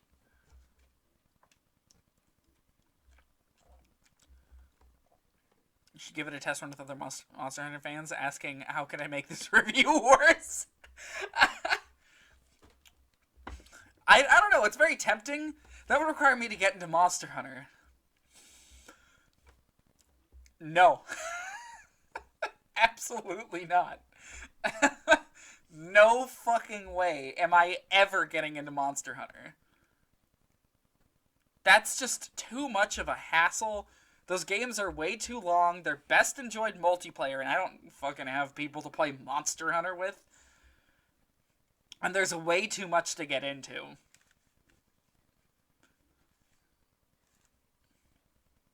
I do think it would be a really, really fun video, though. Who knows? Maybe I'll team up with someone else who likes Monster Hunter and hates this review, and they can help me with it. Either way, like, this review's a fucking joke. ProJared's a fucking joke. His whole channel's garbage.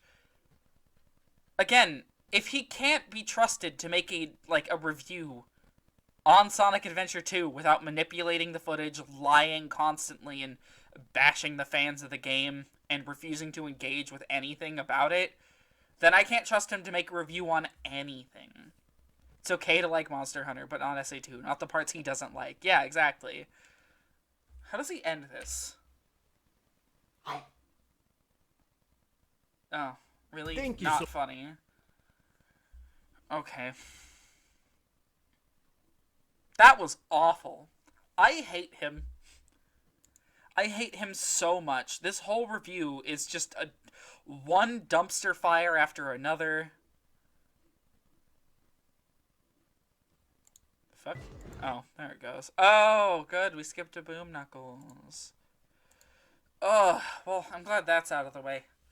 I don't have to deal with it anymore. Who knows? Maybe I'll isolate this and upload it on a week when I don't have a video done. Maybe, just maybe.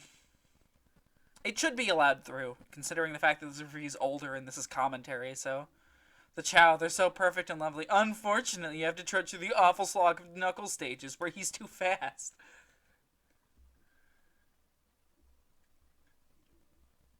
People hate people having other opinions on Sonic games. That's just, like, inescapable, you know? But this video takes it too far. This video, I'm definitively saying this, the Game Grumps, and, like, JonTron are the source of, like, a lot of the shit that went, or that's, like, going wrong in the Sonic fan base today.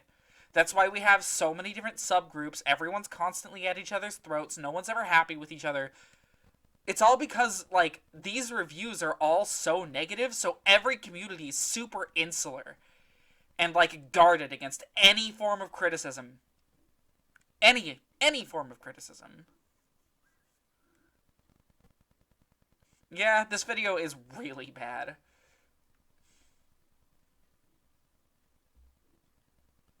But yeah, like, I can point at this video and say, hey, this is, like, where a lot of those attitudes come from. Fuck me. Holy shit. Get out of here, ProJared. Hate him so much. Oh, fuck.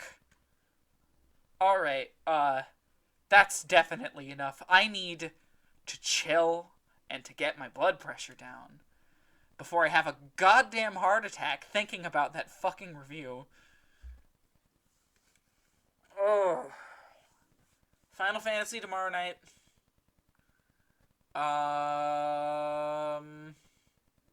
Just a way I could mass reply every comment saying attention, bullshit alarm activated, do not trust. Yeah.